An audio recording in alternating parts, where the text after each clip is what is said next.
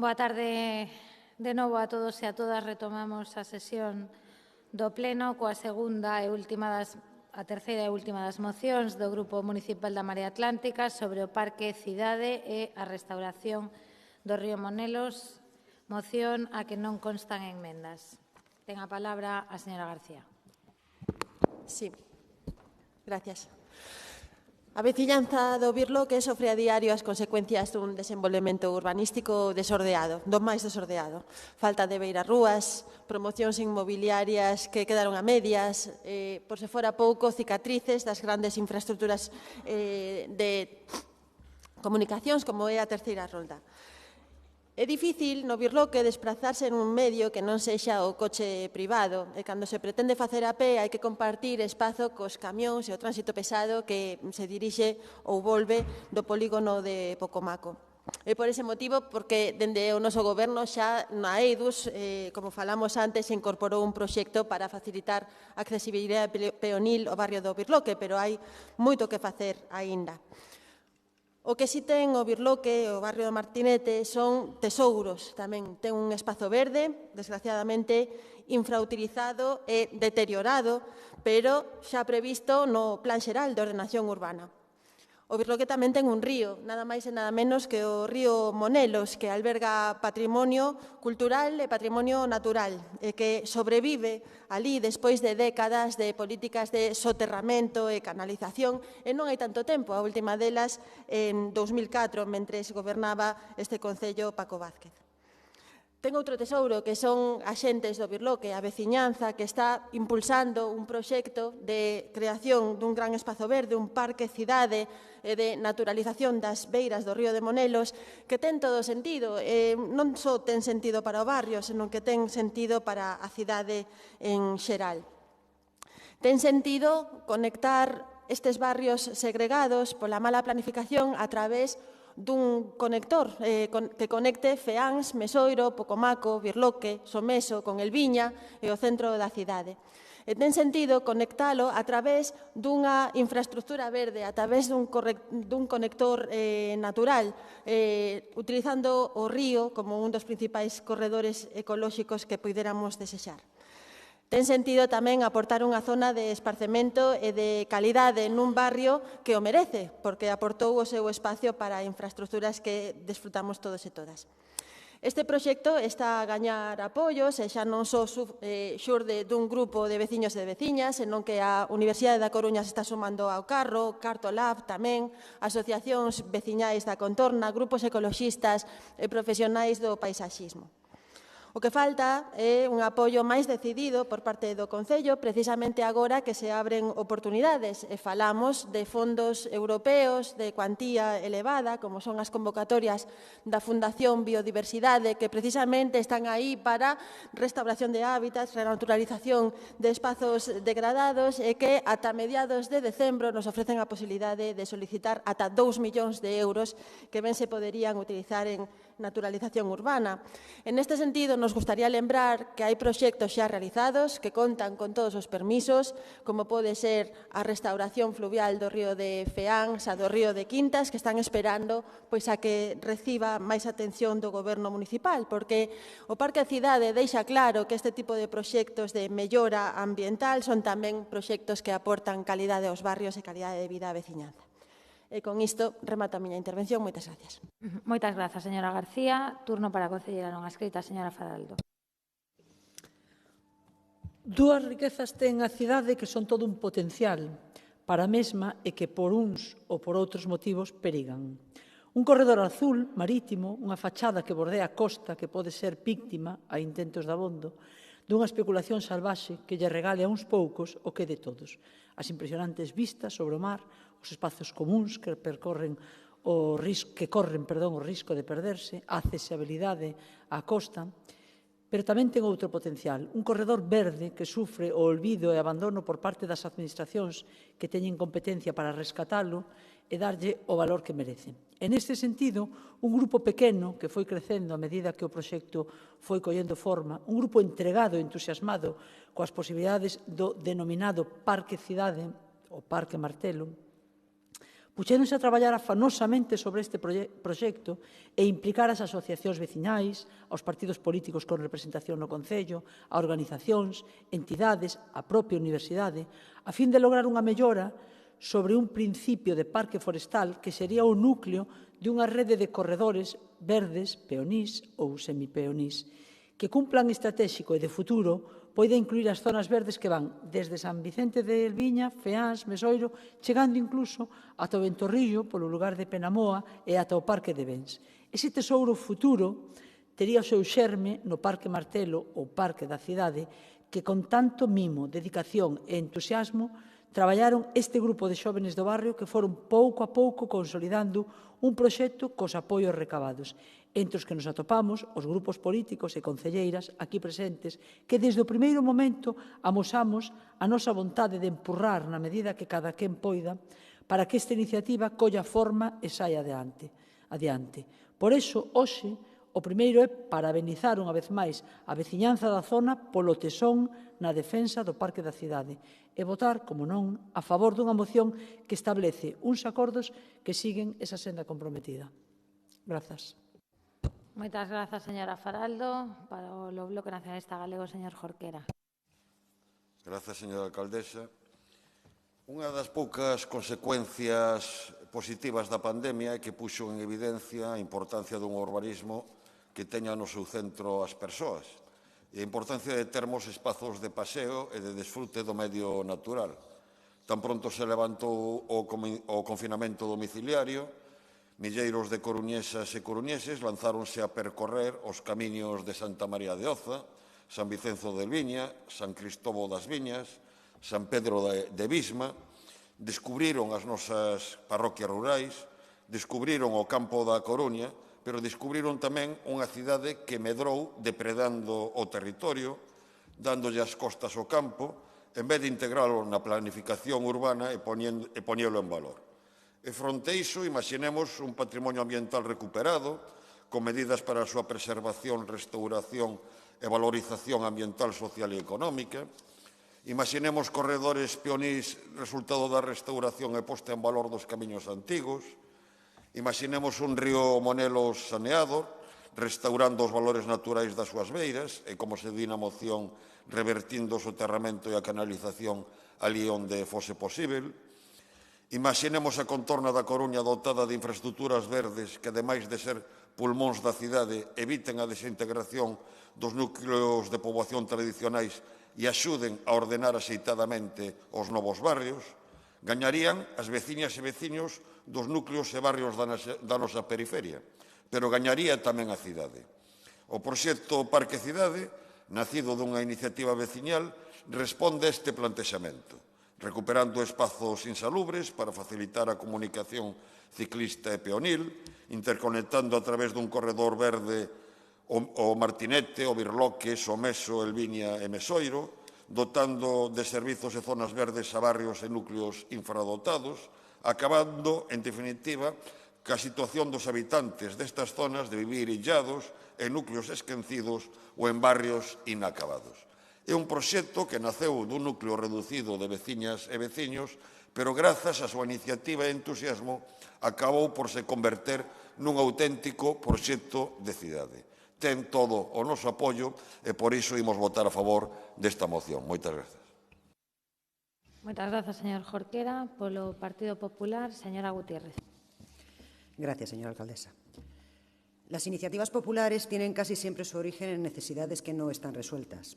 En el caso del proyecto del Parque Ciudad, la iniciativa nace de la actividad impulsada por un grupo de vecinos del barrio de Martinete, que además aglutinan a otros colectivos vecinales y técnicos en busca de un apoyo para enfrentar la realidad de un barrio que está aislado, pendiente de concluir en muchos aspectos básicos para su habitabilidad.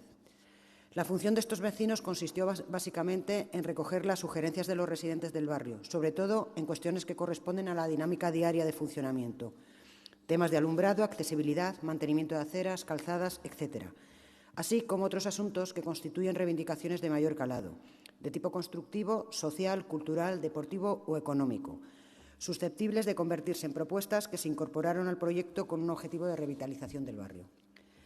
Este proyecto, que gira en torno a la construcción del llamado Parque Ciudad, se desarrolla en base a la recuperación del río Monelos y el río Mesoiro en su trayectoria por unos terrenos que en este momento carecen de utilidad, por lo que facilitan actividades que pueden resultar conflictivas para los residentes. El proyecto aborda temas tan importantes como los problemas de ámbito social y económico que sufre esta zona, así como el desarrollo previsto no solo de este término municipal, sino del área que constituye el entorno de barrios como el Birloque, Someso, El Viña y Mesoiro, y que serían distritos beneficiados por el impulso del proyecto y cuya unión a través de corredores verdes facilitarán la movilidad peatonal entre estos barrios. No obstante, existe algún obstáculo pendiente de solución, como la titularidad previa de una gran parte de los terrenos sobre los que se desarrolla el proyecto. Es fundamental que los grupos municipales no traslademos expectativas de difícil cumplimiento si no se salvan los obstáculos previos. Con ello quiero indicar que este grupo municipal conoce y comparte absolutamente el contenido del proyecto, reconoce la mejora que supone para este entorno y sus barrios perimetrales, identifica las mejoras en accesibilidad y en la calidad de vida del vecindario.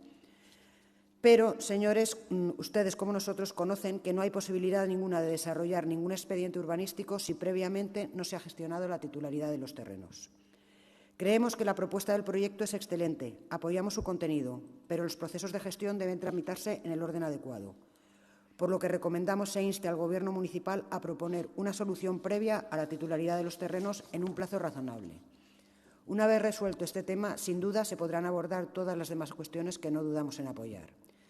No obstante, hacemos recomendaciones más inmediatas para las necesidades del barrio, entre ellos que la Concejalía de Medio Ambiente proceda a la limpieza y mantenimiento de sus vías, que se proceda a iluminar muchas zonas que en este momento resultan conflictivas, que se rematen las aceras en varias calles del barrio, que se proceda a la limpieza y mantenimiento de la bajada del río, que actualmente es un auténtico vertedero y que resulta peligroso para los peatones, que se revise el escaso servicio de transporte público que obliga a los residentes a realizar numerosos intercambios para acercarse al centro. En cualquier caso, creemos en el proyecto, por lo que votaremos a favor de la moción. Gracias. Muchas gracias, señora Gutiérrez. Por el Grupo Socialista, señora Fontán. Gracias, señora alcaldesa.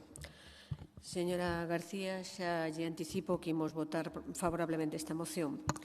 E o faremos polos seguintes motivos. Primeiro, por coincidir totalmente co texto expositivo, e segundo, porque precisamente esa coincidencia fai que dende a Consellería de Urbanismo e dende a de Medio Ambiente levemos tempo traballando coordinadamente nunha solución para a recuperación para os cidadáns e a naturalización dunha zona penalizada, como ben sinala vostede, pola presenza de grandes viais que, aínda que necesarios, complican a recuperación desa zona para os veciños e veciñas. Sen dúbida, para nós supuxo un punto de inflexión importante o proxecto e as achegas presentadas por un grupo de veciños comprometidos coa zona donde desenvolven a súa vida cotidiá. Membros deste grupo impulsor estiveron na Consellería de Medio Ambiente a semana pasada para facer un novo intercambio de impresións e mesmo avanzar nas liñas básicas desta iniciativa. E xa lle anuncio que próximamente voltaremos a ter unha nova xuntanza para falar dos avances de dito proxecto. Un proxecto este moi ambicioso, posto que supón a intervención nunha longitude de cauce de 10 km correspondentes aos ríos Monelos e Mesoiro, que atravesan os barrios de Feáns, Pocomaco, Martinete e Birloque. Dese percorrido, o 40% está soterrado. E, por outra banda, atopamos ben perto uns 5 km dos ríos Grela e Pastoriza con un 60% soterrado e que verten directamente na Edar, co que iso supón de desaproveitamento dunhas augas limpas reutilizables noutras finalidades, como, por exemplo, as nosas instalacións deportivas ou mesmo os nosos xardíns. Este proxecto de actuacións nos entornos fluviais permitirá a conexión dos ríos Grela e Mesoiro co río Monelos, recuperando os cauces primitivos. Esa renaturalización do entorno xeraría un aforro anual estimado de 2,7 millóns de euros. Estamos, pois, a traballar nunha proposta que permita renaturalizar o río Mesoiro dende o Birloque remontando ata o seu nacemento, incluindo sendas ciclistas e peonís que permitan unha conexión blanda. Esta proposta estará incluída dentro do Plan de Infraestructura Verde que recolle as accións concretas e mesmo a folla de ruta para as diferentes actuacións. Proxectos así tamén contempla zonas fluviais que compartimos con Culleredo, o que permitirá alongar e gañar espacios verdes de lecer. Non quixera rematar sen recoñecer o magnífico traballo desenrolado dende urbanismo no senso de identificar e para obter chan susceptible de acción expropiatoria, o que supón unha dificultade engadida, tendo en conta a grande superficie da que estamos a falar. Así pois, a complexidade do proxecto, unida á súa importancia que supoñen a redefinición, a creación dun novo e grande espazo de lecer na natureza dentro do plan de loita contra o cambio climático, é sin duda susceptible de presentarse, como vostedes plantexan, a fondos europeos. Por todo elo, reiteramos que votaremos a favor. Moitas grazas, señora Fontán. Remata o debate desta moción. Procedemos xa á votación da mesma. Votos a favor. Ben, moitas grazas. Queda aprobada por unanimidade. Remata o turno da Marea Atlántica. Pasamos xa ás mocións presentadas polo Partido Popular. A primeira delas sobre simplificación administrativa, a cual non constan enmendas. Señor Deus, ten a palabra. Moitas grazas, señora alcaldesa. El motivo de presentar esta moción en el Pleno es poner de manifiesto la preocupación existente en muchos sectores sobre el funcionamiento de las tramitaciones urbanísticas en su concejalía, señor Villosrada. La tramitación de las licencias urbanísticas se ha convertido en un quebradero de cabeza para la gran mayoría de los ciudadanos, promotores, inversores y profesionales que ejercen y prestan sus servicios en actividades que dependen de la obtención de un título habilitante en su concejalía. Creo que no nos debemos hacer trampas al solitario, reflejando y trasladando datos que nada tienen que ver con la realidad. Y esa realidad es tozuda, y si en el anterior mandato se produjo una parálisis en el Departamento de Urbanismo en todas sus áreas, en este mandato tampoco se ha mejorado esa percepción en los administrados, a tenor de los colectivos que se dirigen a nosotros para trasladarnos sus experiencias en la concejalía que usted dirige. Retrasos interminables en la tramitación de las licencias, cambios de criterio continuos en la aplicación del Plan General que provocan denegaciones de licencias donde antes se otorgaban, requerimientos sobre el mismo expediente sin solicitar la documentación de una sola vez. Y todo esto supone tiempo, y bloqueo al trabajo de pequeñas empresas que deben prescindir de sus trabajadores, huida de inversores a ayuntamientos limítrofes por falta de confianza en el proceso urbanístico para obtener los permisos. Por todo ello, queremos invitarles a que redacten una nueva ordenanza que permita obtener las licencias municipales en el plazo máximo de un mes, en aplicación de la Ley 9/2021 de 25 de febrero de simplificación administrativa y de apoyo a la reactivación económica de Galicia.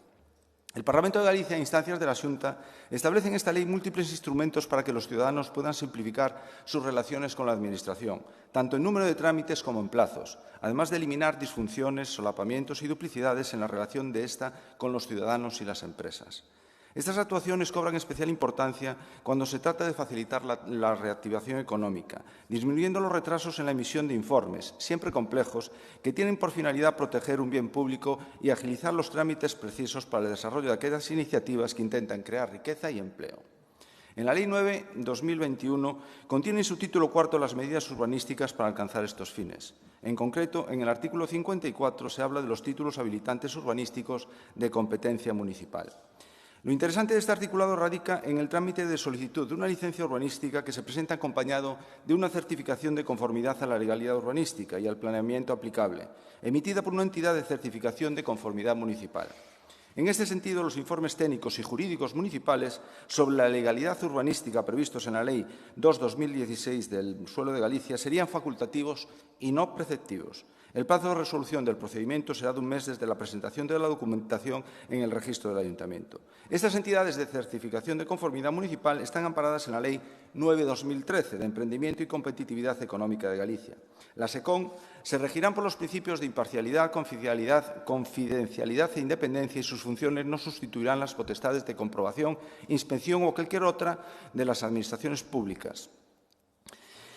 Todo ello sin perjuicio de una reorganización del Departamento de Urbanismo para ordenar su funcionamiento, que redunde en una agilización de los trámites para la obtención de una licencia urbanística. Es indispensable una atención directa al ciudadano, pero también a los técnicos redactores de los proyectos, facilitándoles el acceso a los servicios técnicos municipales para la obtención de información sobre criterios urbanísticos, trasladar a los colegios profesionales los criterios de aplicación de las normas y consensuar con ellos las interpretaciones. Todo ello va a facilitar los trámites urbanísticos y la agilidad en la concesión de las licencias. Por todos estos motivos, instamos al Gobierno municipal a elaborar una ordenanza que, en aplicación de la Ley 9/2021, pueda paliar las demoras en las tramitaciones urbanísticas, adaptar las necesidades de personal con las reorganizaciones oportunas a la entrada en vigor de esta ordenanza y ejecutar cuanto antes estas medidas ante la llegada de los fondos Next Generation, que requieren de una agilidad para su tramitación, no solo los que se consigan por parte de este Ayuntamiento, sino también pensando en posibles inversores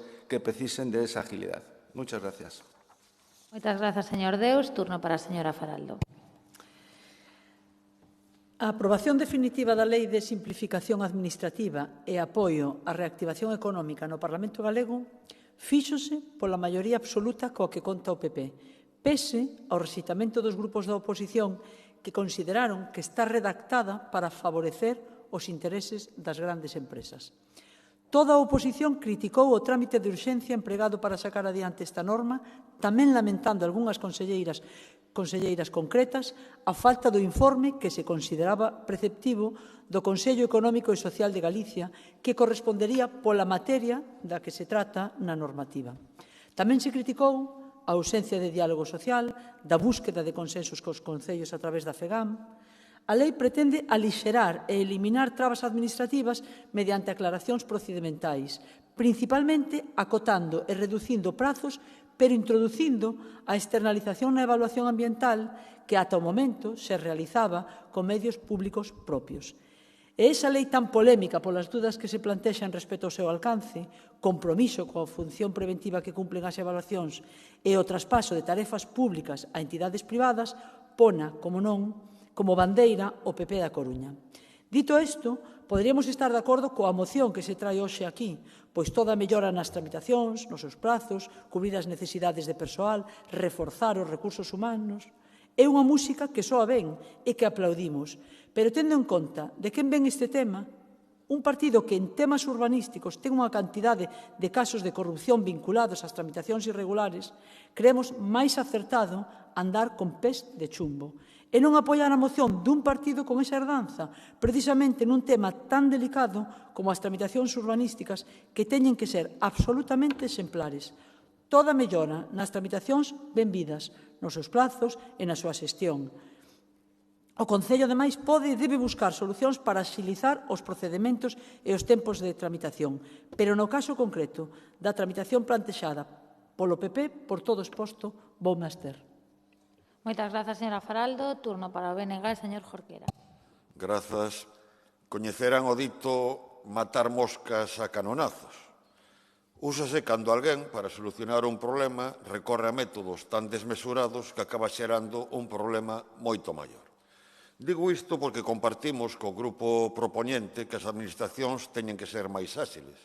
De feito, a voceira do Grupo Popular participou nunha reunión cunha asociación de emprendedores da cidade, na que tamén estivemos presentes as outras voceiras e voceiros dos grupos da oposición, e unha das principais preocupacións dos membros da asociación era a lentitude por parte do Concello na resolución dos distintos trámites e na concesión de permisos e licenzas.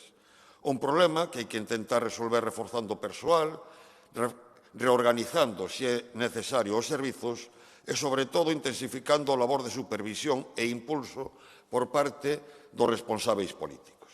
Pero non. Vostedes prefiren matar moscas a canonazos e utilizar como pretexto a lentitude dos procedementos administrativos para introducir mecanismos privatizadores e saltarse todas as garantías. Propoñen a transposición a unha ordenanza municipal do establecido na Lei de Simplificación Administrativa e de Apoio á Reactivación Económica de Galicia. Unha lei que, pese a ser impulsada polo Goberno da Xunta, non foi tramitada no Parlamento como un proxecto de lei remitido polo Goberno, senón como unha proposición de lei do Grupo Popular para así saltarse o trámite de información pública e outros informes e consultas preceptivos. Unha proposición de lei que foi tramitada de xeito exprés, aplicando o rodelo da maioría absoluta para rexeitar prácticamente todas as emendas da oposición. Unha lei que vostedes queren transpoñer agora aos concellos, pero que non foi consultada coa FEGAM, que se manifestou en contra da mesma. Se nisto consiste a simplificación administrativa, imos aviados. Imos aviados se a simplificación administrativa consiste en externalizar funcións da administración pública para sustituílas por entidades privadas. Imos aviados se a simplificación administrativa consiste en que iniciativas urbanísticas poidan desenvolverse cun simple certificado de conformidade emitido por unha entidade de certificación e non cos preceptivos informes dos técnicos municipais que pasarían a ser facultativos. Entidades de certificación, ademais, que poden ter intereses no sector erixíndose, por tanto, en xuiz e parte. Son medidas que, lonxe do que se invoca, poden xerar maior inseguridade xurídica e maior conflictividade, xerando maior número de expedientes de reposición da legalidade urbanística. En definitiva, imos aviados se se eliminan garantías e, baixo o pretexto da simplificación administrativa, vostedes se cargan as potestades das administracións públicas. Por esta razón, o BNG vai votar en contra desta moción. Grazas. Grazas, señor Jorquera. Turno da Marea Atlántica, señora García. Sí. A Marea Atlántica tamén vai votar en contra desta moción que pretende trasladar ao Concello da Coruña pois as presuntas bondades da Lei de Simplificación Administrativa, que tamén é a lei de reducir garantías e procesos de control da Administración. E é que así é como funciona o Partido Popular. O Partido Popular que ten maioría absoluta no Parlamento de Galicia, pero a utiliza como absoluto rodillo e apisonadora e non se corta en utilizar os trámites de urxencia precisamente para que se fale pouco do que menos lles interesa. E así vai afondando progresivamente na desregulación, na simplificación de trámites administrativos, pero non para todo o mundo, só para uns cuantos.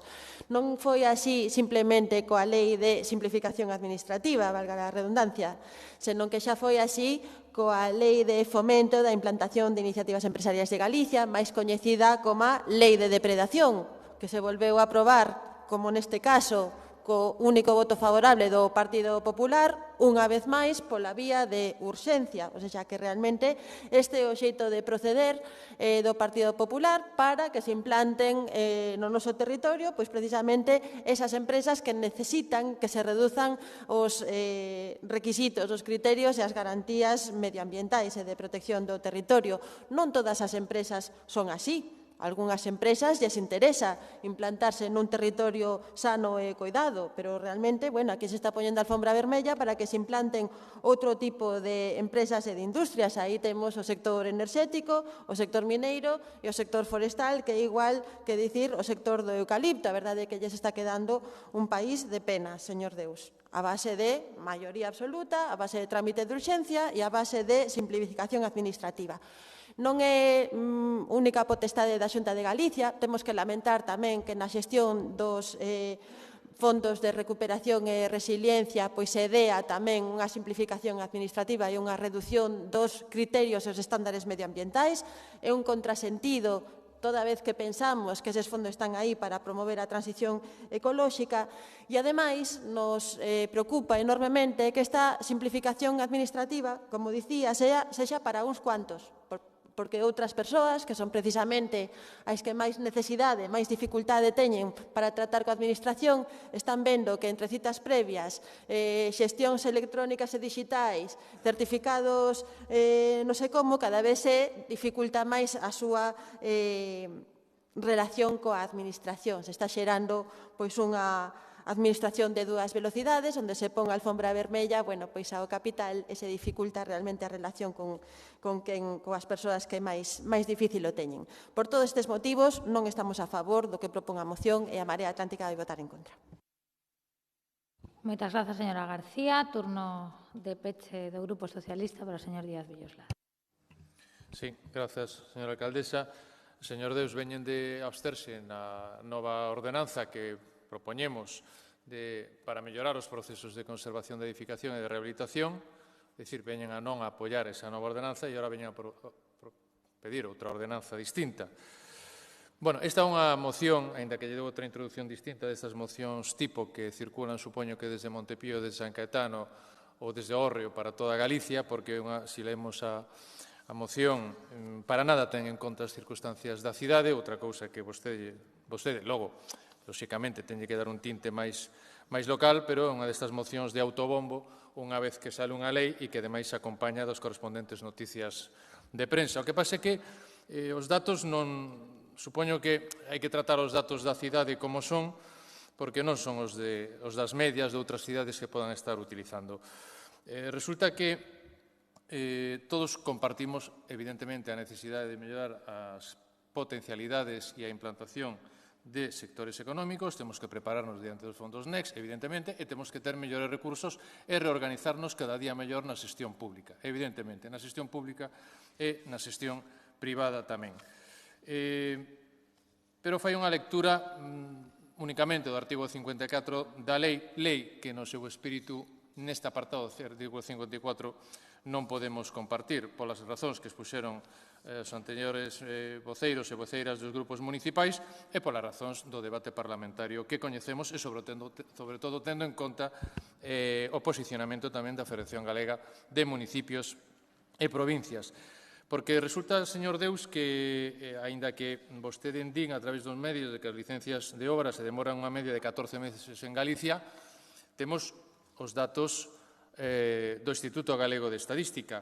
E se esa media é de 14 meses, en outras cidades. En Santiago e na Coruña, precisamente, esas medias non son, que son outras medias moito mellores. Miren, no que vai de mandato temos outorgado 1.845 licencias de obra maior, 462 delas no ámbito PEPRI e 5.264 comunicacións previas, o que supón ter outorgadas licencias para 5.540 vivendas, das cuales 1.206 serían de obra nova e 334 en edificios en rehabilitación integral. E 42 licencias de obra maior por importe superior a 1.200.000, que son, como saben, competencia da Xunta de Goberno Local. E os datos que lle comentaba esta mañana, publicados recentemente polo Instituto Galego de Estadística, din como no ano 2020 a Coruña outorgou estas 102 licencias, que é o maior número de licencias de nova planta de rehabilitación integral desde 2011. Pero é que tamén o COAG, o Colexio Oficial, o que vostede, por certo, supoño que está colexiado, de Galicia, vende publicar hai un par de meses o estudio que fixo, unha enquisa que fixo sobre os tempos medios de tramitación de licencias nas 7 cidades de Galicia. Sí, está aquí. Está aquí. Se non lle dá credibilidade ao seu colexio, non o sei. Os datos son categóricos e nos din que os tempos promedios na Coruña para expedir licencias que non requiren autorización previa de patrimonio están 7,72 meses, xunto con Vigo, as dos cidades que teñen o mellor promedio, cando en Galicia está en 13 meses. Os tempos medios dos expedientes con licencia que non requiren nin autorización previa de patrimonio nin teñen outro requerimento municipal están nunha media na Coruña de 5,40 meses. Por certo, os tempos de tramitación dos propios informes de patrimonio da Xunta de Galicia están noutras medias moi distintas e moi superiores, sobre todo en Vigo e na Coruña. Dígalle a Xunta de Galicia que reforce os servicios territoriais de patrimonio cultural para poder tamén impulsar a actividade que se teña que desenvolver dentro dos criterios de patrimonio cultural. E como dicía tamén esta mañá, os traballos que temos que desenvolvemos dentro da Mesa de Desenvolvemento Urbano cos operadores do sector a hora de clarificar parámetros de aplicación tanto do PEPRI como do Plan Xeral ou o novo espacio no portal web municipal Comunícate, que pretende mellorar de forma clara tanto a atención presencial como a atención telemática desde este pasado 26 de novembro, son esforzos que se están facendo por levar adiante unha mellor xestión urbanística cada día, porque somos conscientes de que contribúe a aplicar a normativa urbanística e contribúe á xeración de emprego e económica da cidade. Pero por iso non podemos aceptar, ímonos a abster nesta moción que non está realmente tendo en conta as circunstancias reais que se producen na Coruña nesta materia. Moitas gracias. Máis nada. Moitas grazas, señor Díaz Villoslada. Pasamos á votación desta moción. Votos a favor.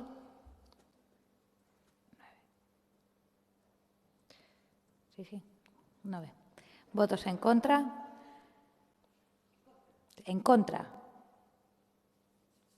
6. Abstencións.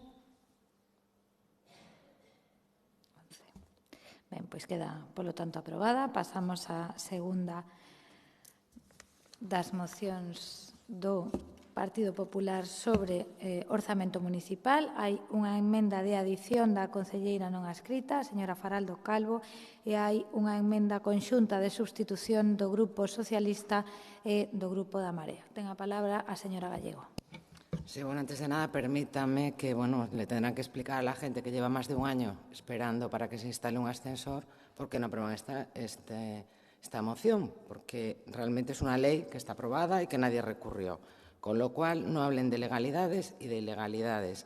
Es un trámite voluntario que puede acogerse quien quiere, quien quiera va por el procedimiento normal. En fin, ya lo explicarán ustedes, no se quejen que luego las licencias tarden y los números puede leer los que quiera, pero la gente lo que nos dice es que para simplemente instalar un ascensor, más de un año. Bueno, vamos a aceptar la enmienda de la señora Faraldo, que ya ha presentado en el pleno anterior, porque esta moción muy parecida la trajimos en el pleno de septiembre, en el que instábamos a la alcaldesa a negociar y a dialogar con todos los grupos los asuntos importantes de la ciudad, como el puerto, el área metropolitana o el presupuesto, para lograr el consenso necesario, como se ha hecho en otras ocasiones, ¿no? Y hay asuntos que van a afectar no solo a esta corporación, sino a corporaciones futuras. También el 25 de octubre remitimos una carta a la alcaldesa con propuestas para las ordenanzas fiscales, proponiendo medidas concretas para bajar impuestos y tasas y con el ofrecimiento para negociar el presupuesto de 2022.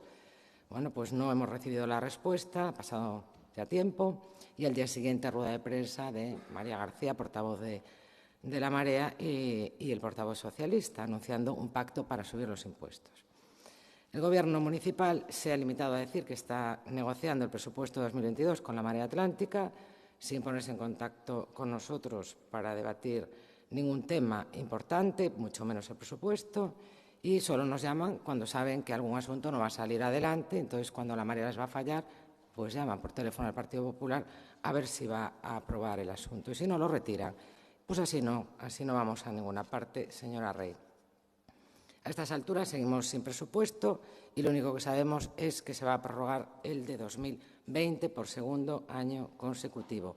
Yo creo que no deberían desperdiciar las aportaciones que puede hacer el Partido Popular en materia presupuestaria, y se ha visto con el Presco que la negociación entre todos los grupos pues ha dado sus frutos, aunque luego se tramite, pues ya lo veremos con más detalle cuando nos den todos los datos, pero pues no de la manera más acertada.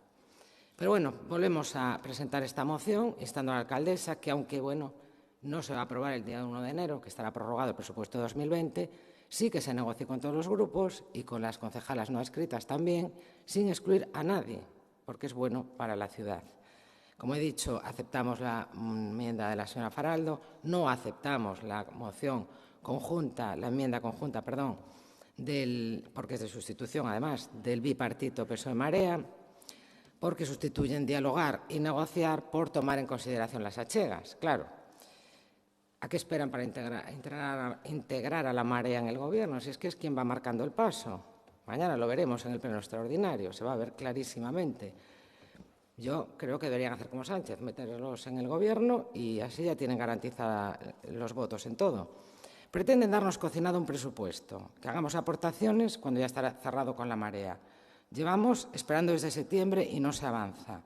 A ciegas, el BNG presentó un documento que es casi un programa electoral, es muy extenso, que tampoco está cuantificado, pero es que yo entiendo que tampoco puedan cuantificar, porque no sabemos ninguna previsión ni tenemos ninguna documentación. Nosotros podemos darles nuestro programa electoral, todas las mociones que hemos presentado en los plenos, podemos hablar lo que quieran. El lunes, al salir de la Comisión de Hacienda, el señor Laje me dijo, y aquí hay gente que estaba delante, si estábamos dispuestos a negociar. Le respondí que sí, que nos hagan la propuesta, que nos diga qué es lo que tienen pactado con la Marea, qué margen tenemos, que nos sentamos a dialogar, pero vemos que no, que fagan as achegas. Bueno, pues yo no sé si es que nos toman el pelo o es que la Marea les prohíbe dialogar. Yo creo que cualquiera de las opciones no es buena.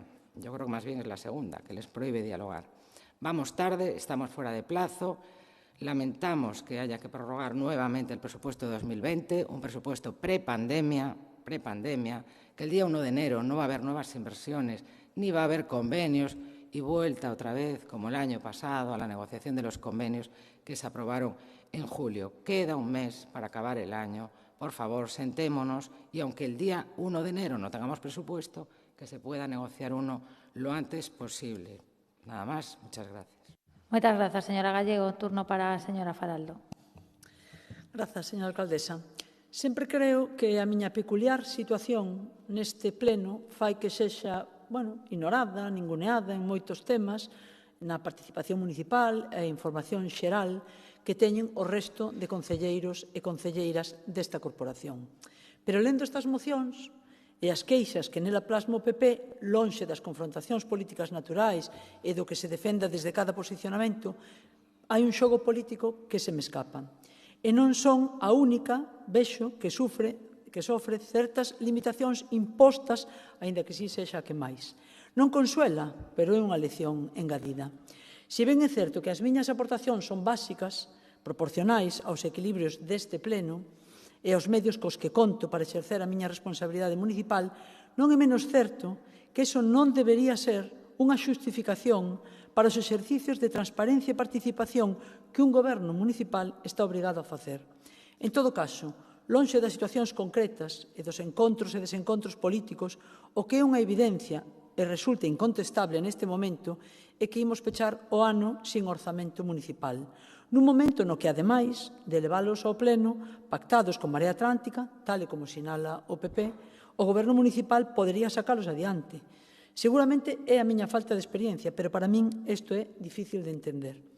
Imos a votar a favor desta moción, despois de lembrarlle ao PP que este pleno está formado lexítimamente por máis que grupos municipais, pois existen 2 concelleiras non adscritas, aunque solamente unha faga ese papel.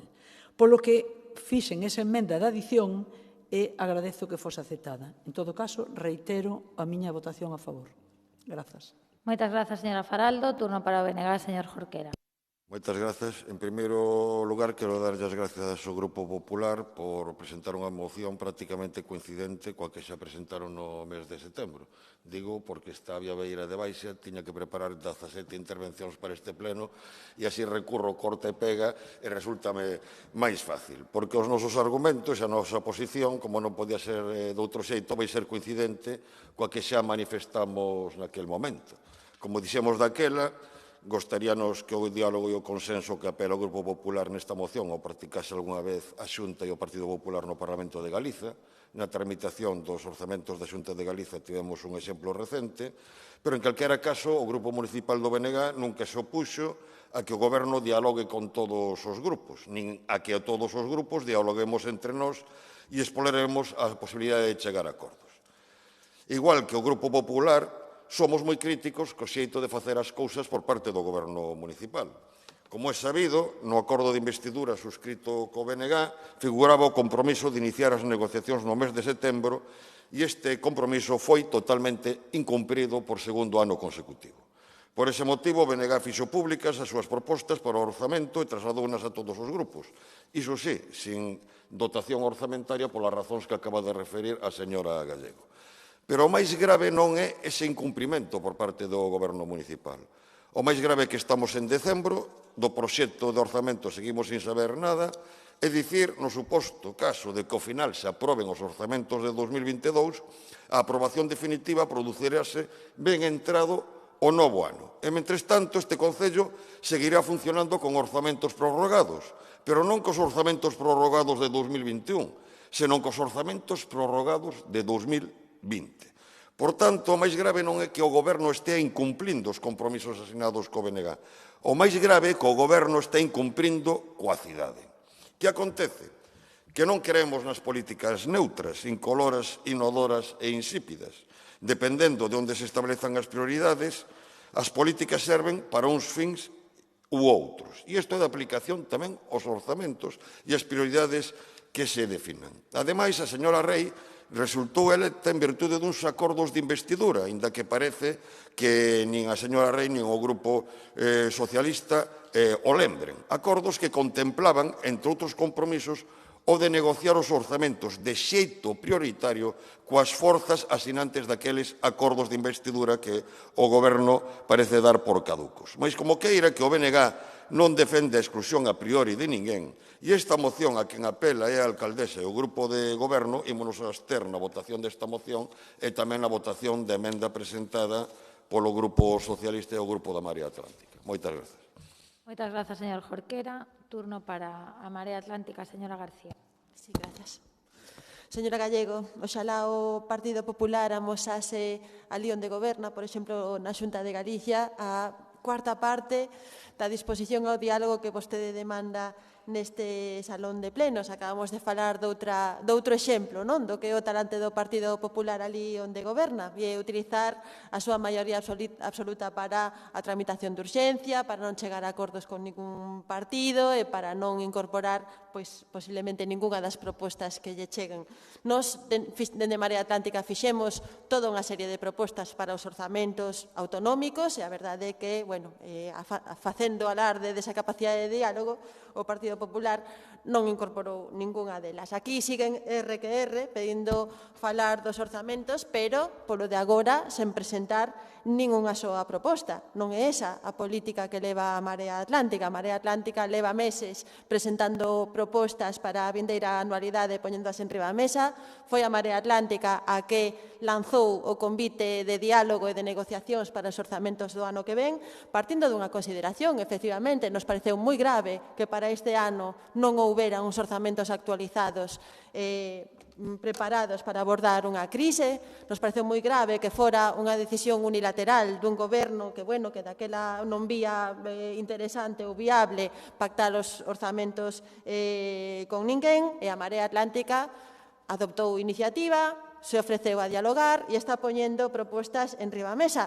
Propostas que vostede coñecerá, señora Gallego, porque as estamos comunicando por activa e por pasiva xa dende hai meses. Facer os barrios eixo das políticas municipais e do investimento en 2022, as estrategias para mobilizar os baixos comerciais, as políticas de transición enerxética, etcétera, etcétera, etcétera. Estamos, eu creo que, desenvolvendo un rol moi activo. Foi mala noticia por parte do Goberno municipal non querer elaborar uns orzamentos de crise para 2021. Eso repercutiu tamén en que as relacións se distanciaran e se diferenciaran, e agora hai que recuperar ese tempo, esa confianza perdida, pero as cousas avanzan. Acabamos de aprobar as ordenanzas fiscais, mañá virá a pleno un modificativo de crédito que lanza un montón de proxectos EIDUS que estaban preparados para executarse e outras urxencias que son importantes, como a rehabilitación das ARIs que estaban pendentes na cidade, e seguimos falando de temas importantes para a Coruña, do Porto, da eléctrica municipal, do plan de vivenda, etcétera, etcétera. A Marea Atlántica e o Partido Socialista propoñen unha emenda conxunta á súa moción, convidando a todos os grupos a presentar as súas propostas e as súas achegas. Eu, de momento, señora Gallego, as do Partido Popular non as coñezo. Moitas grazas. Moitas grazas, señora García. Pecha o debate o señor Laje, polo Grupo Socialista. Gracias, señora alcaldesa. Señora Gallego, creo que sería moito máis creíble a súa oferta de diálogo e de acordo se superamos cales son as súas propostas. Vostede a mañán dixo que había un cordón sanitario.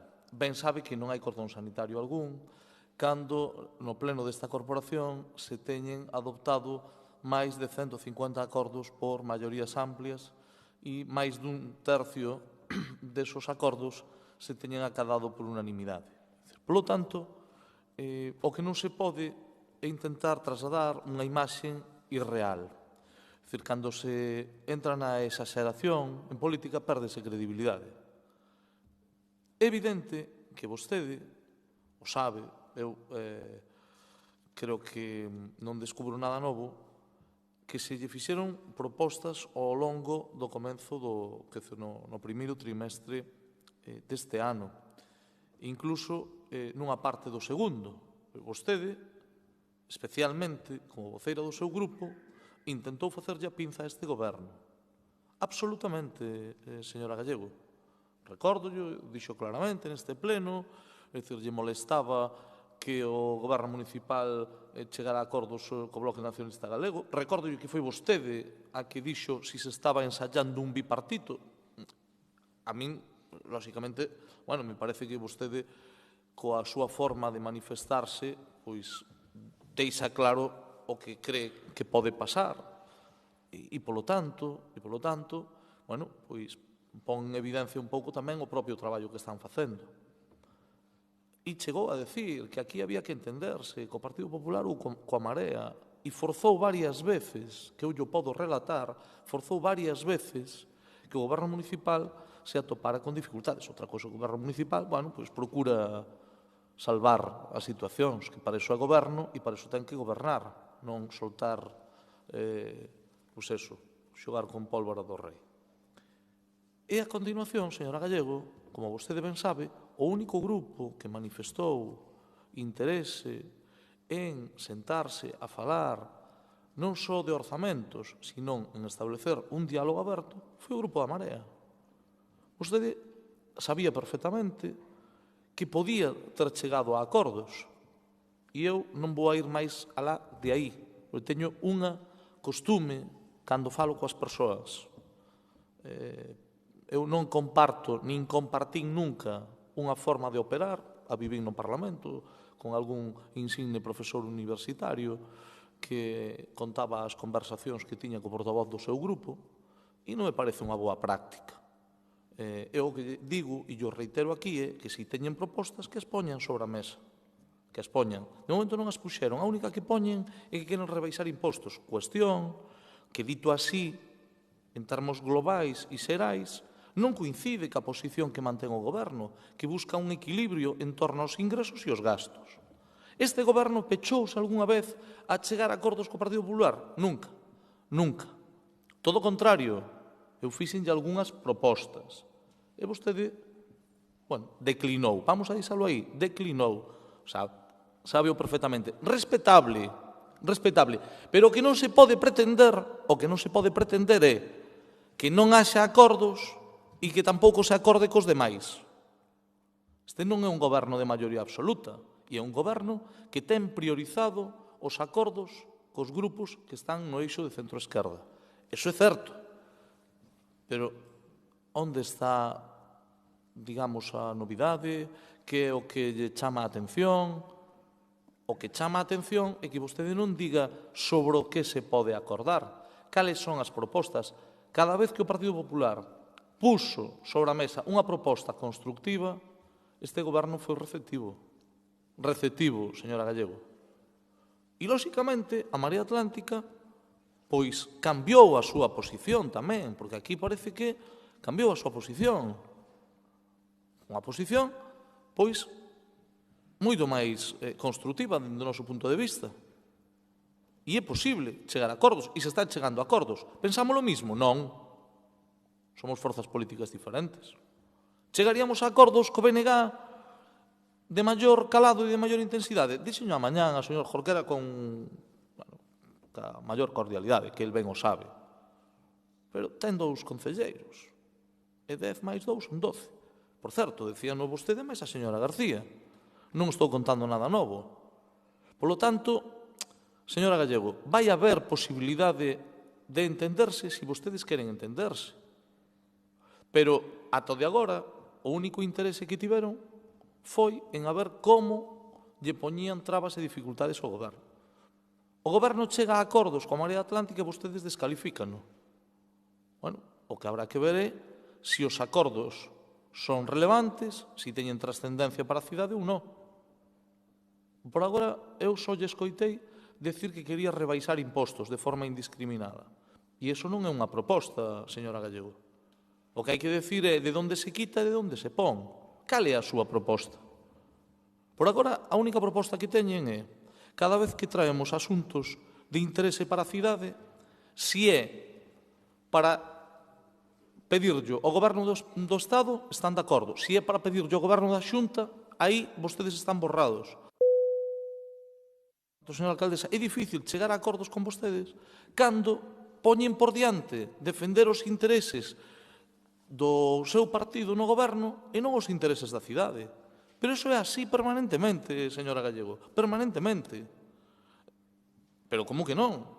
Ten que rematar, señor Laje. Si foron os orzamentos da Xunta e os orzamentos do Estado e aquí acordamos casi por unanimidade a reivindicación ao goberno do Estado e cando hai que pedirlle ao goberno da Xunta que leva discriminando a esta cidade moitos anos, vostede se borra, porque vostede prefire quedar ben con Alberto Núñez Feijóo a quedar ben cos coruñeses e cas coruñesas, señora Gallego. E ese Vai difícil chegar a acordos.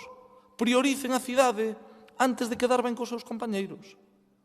E a partir de aí é posible todo, e é posible falar, por suposto. O que agardo, señora alcaldesa, é que o froito do diálogo coa Marea permita que se presente unha proposta de orzamentos máis pronto que tarde e, desde logo, creo que hai algúns indicios positivos. Espero que esos denominados brotes verdes pois culminen favorablemente e, por certo, que se poida facer non só coa Marea, porque a Marea non dixo que non puidera haber aportacións nin do Grupo Popular. Señor Laje, ten que rematar xa a intervención. Moi ben, pois nada máis. Eso, nada máis. Imos votar. Señora Gallego, aceptou a emenda de adición presentada pola concelleira non adscrita. Entendo que non acepta a emenda de substitución. Vaise votar en primeiro lugar a emenda conxunta presentada polos grupos socialista da Marea Atlántica. De non prosperarse, votaría a moción. Votos a favor da emenda. Moitas grazas. Votos en contra. Grazas. Abstencións. Ben, pois queda aprobada a emenda.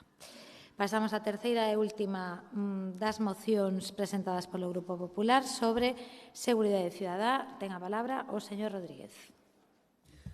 Ben, boa tarde a todos. En primer lugar, teño que sacudirme a sorpresa, porque escoitando ao señor Laje por un momento pensei que tiña máis posibilidades de entrar ao goberno o Grupo Popular que o Grupo da Marea. Pero bueno, imos ao tema.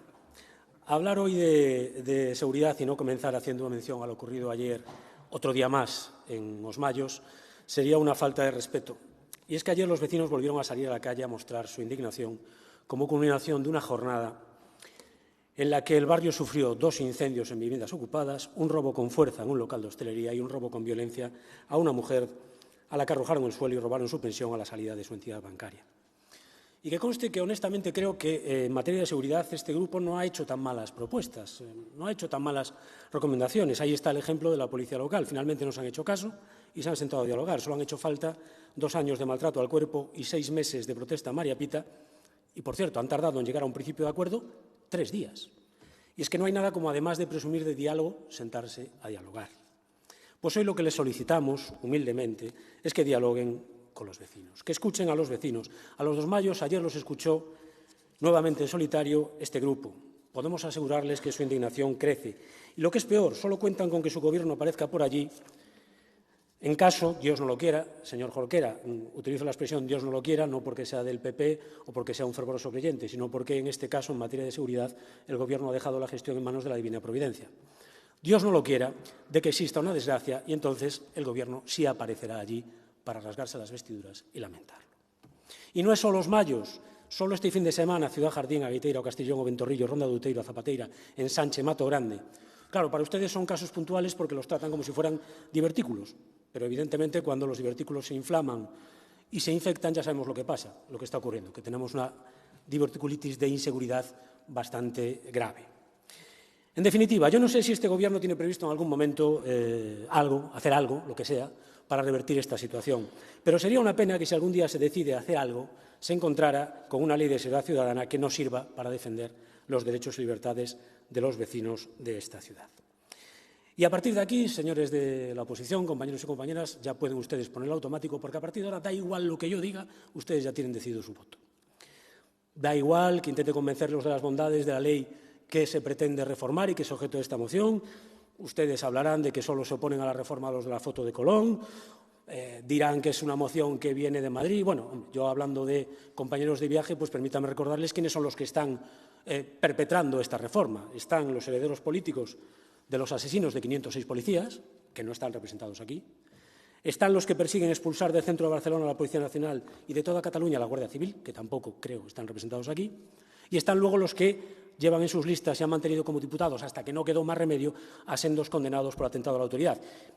Incluso un vicepresidente de ese partido que se emocionaba al ver que unos manifestantes agredían a un policía. Esos sí están representados aquí, pero tenemos mucha suerte. ¿Por qué?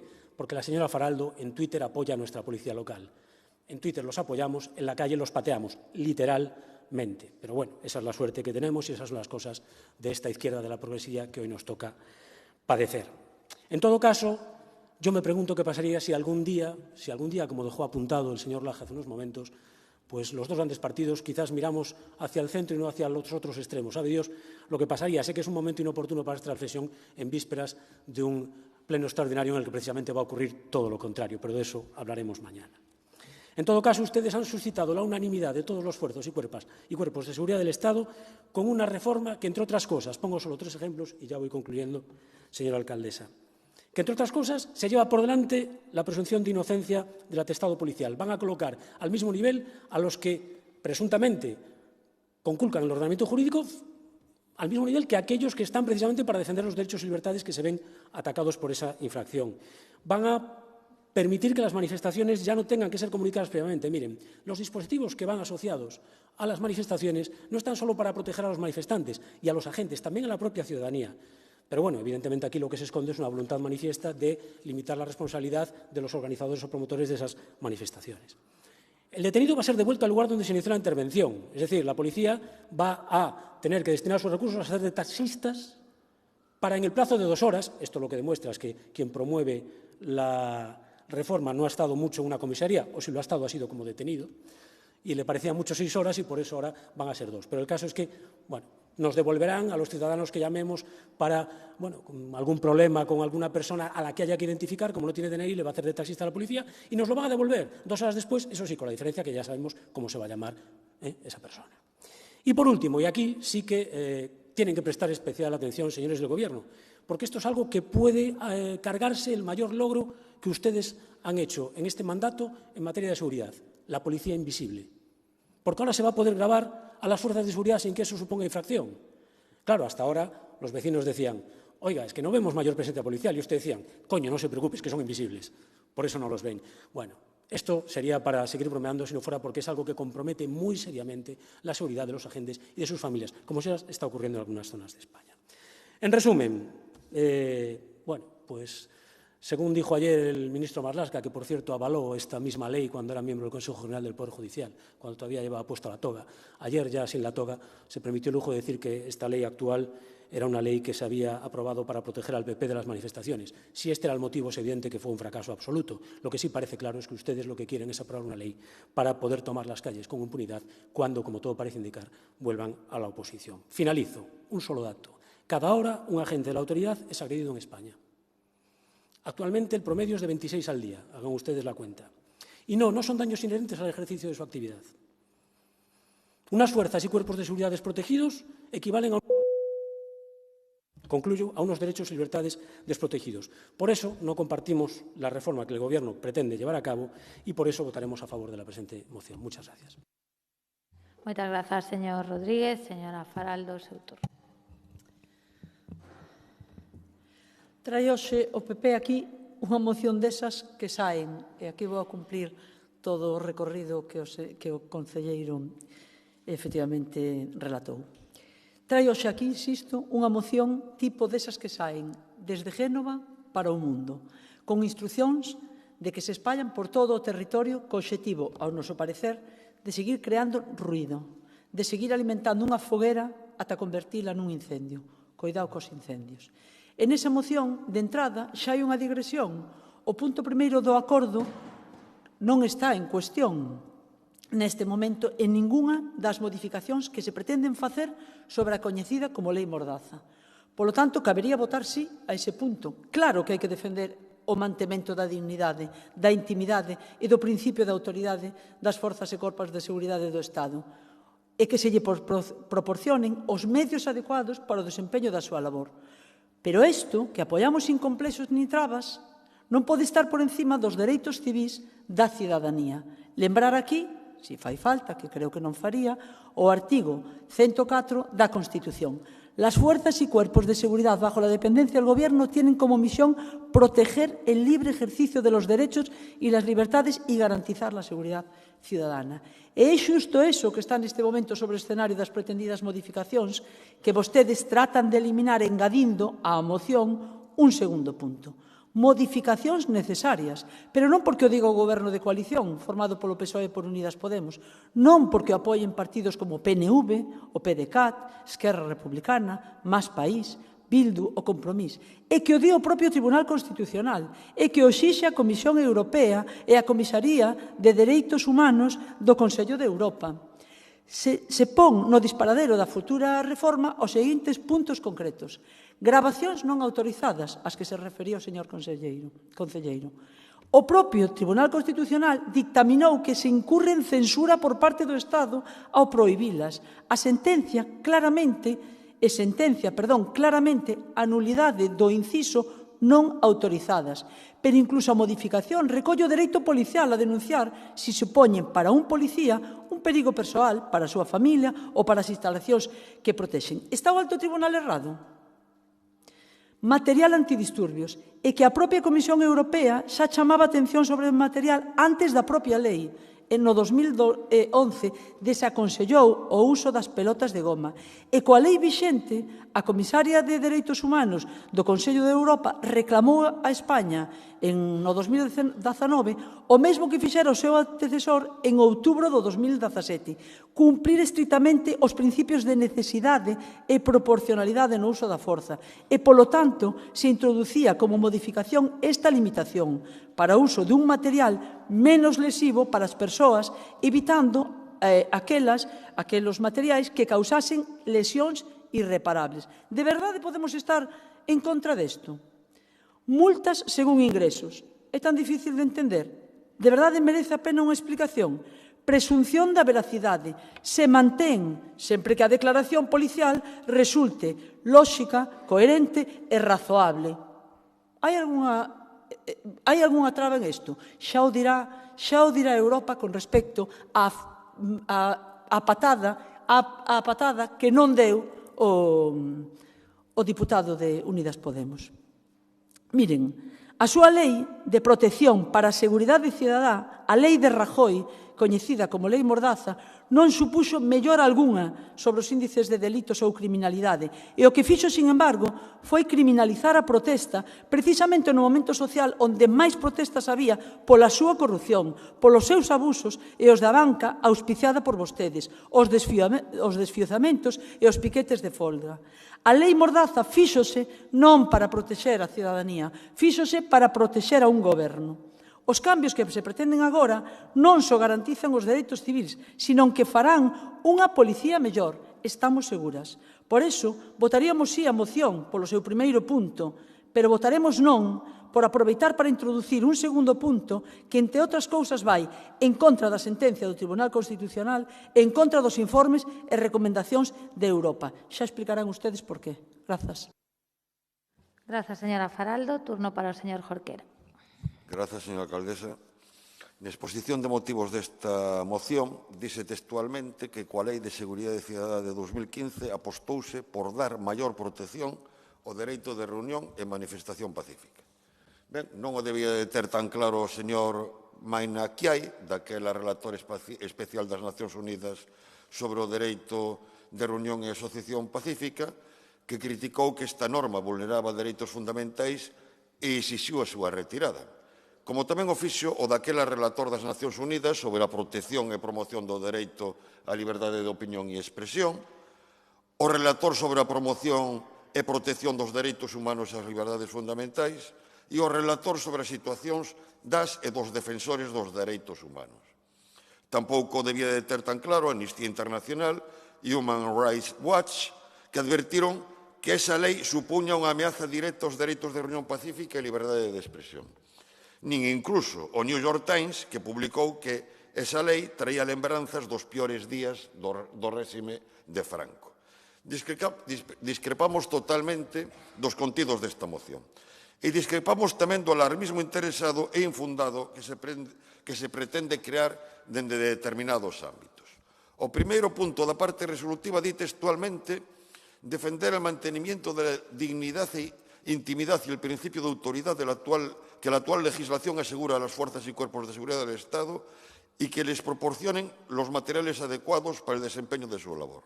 Ben, e atenta contra o principio de autoridade que o novo texto propuña no relativo aos atestados policiais que el acta que levante un agente tendrá presunción de veracidad sobre los hechos descritos siempre que resulte coherente, lógica y razonable, salvo prueba en contrario. Só faltaría Cal é o problema? Que pretenden investir tamén os axentes de infalibilidade papal. É que non o entendo. Atenta contra a intimidade no relativo á grabación de imaxes que se diga que non será motivo de infracción na mera toma de imágenes en lugares de tránsito público e manifestaciones ou su mera difusión. Cal é o problema? Que pretenden abolir o dereito á liberdade de información. É que senón non o entendo. Atenta contra a indignidade o uso de materiais adecuados para o desenvolvemento do seu labor, que se diga que se usará el medio menos lesivo para las personas y evitando aquellos que causen lesiones irreversibles. Pois parece lógico, non? A non ser que se defenda un modelo policial de gatillo fácil como en Estados Unidos. Non creo que sexa ese o modelo que haxa que defender. Precisamente porque abogamos por dar maior protección ao dereito de reunión e manifestación pacífica, defendemos a derrogación da Lei de Seguridade Cidadán, da Lei da patada na porta da Lei Mordaza. E polas razóns expresadas, imos votar en contra desta moción. Moitas grazas, señor Jorquera. Turno para a Marea Atlántica. Señor Lema. Boa tarde. Dicir, señor Rodríguez, que eu aprecio moito a súa inteligencia, pero que lamento os fins que defende, os que está posta, os servicios dos que está posta, porque empeza vostede vinculando de maneira un pouco torticeira a situación nos mallos, suposta situación nos mallos, con esta Lei de Seguridade Cidadá. Entón, o paradoxo inevitable do seu argumentario é que, aínda con esta lei tan regresiva e tan represiva, existe esa situación nos mallos. Entón, eu creo que o seu propio argumentario, a verdade, é que ás veces se contradí a sí mesmo, non? A min, o que sí que me preocupa, ademais do debate de fondo, é a situación de lawfare, de empregar tanto as ferramentas como son o estamento judicial ou as propias forzas de seguridade con fins políticos como está facendo ahora a dereita no contexto do Estado español. Eu creo que isto é moi perigoso. Creo que vimos recentemente en Norteamérica os resultados que tiña, o trampismo con esta política do incendio, da exacerbación de certos, creo que mensaxes de medo que deu lugar finalmente a que o Estado corrixe risco a súa propia supervivencia. Eu creo que deberían vostedes considerar que esta guerra sin cuartel, empregando, insisto, os estamentos judiciais, o Constitucional, o Consello Xeral do Poder Judicial e agora tamén as manifestacións de policías que deberían estar, por certo, na súa casa, que é o lugar que lles corresponde, que tamén indica a Constitución española que é o lugar que lles toca estar, non manifestarse con fins políticos, pero iso fano porque alguén os leva ata aí. Eu digo que isto é unha senda moi perigosa, e máis aínda neste país que ten a historia que ten, e máis aínda que cando promove é a dereita deste país que ten a historia que ten. Ben, fagamos un pouco de historia. A lei a que nos referimos, a Lei Mordaza, é unha iniciativa do Partido Popular no ano 2015, un país que sufría as consecuencias da crise de 2008, 5 millóns de parados. Temos tamén un país que nese momento está empezando precisamente a tomar máis forza o sumario da Gürtel.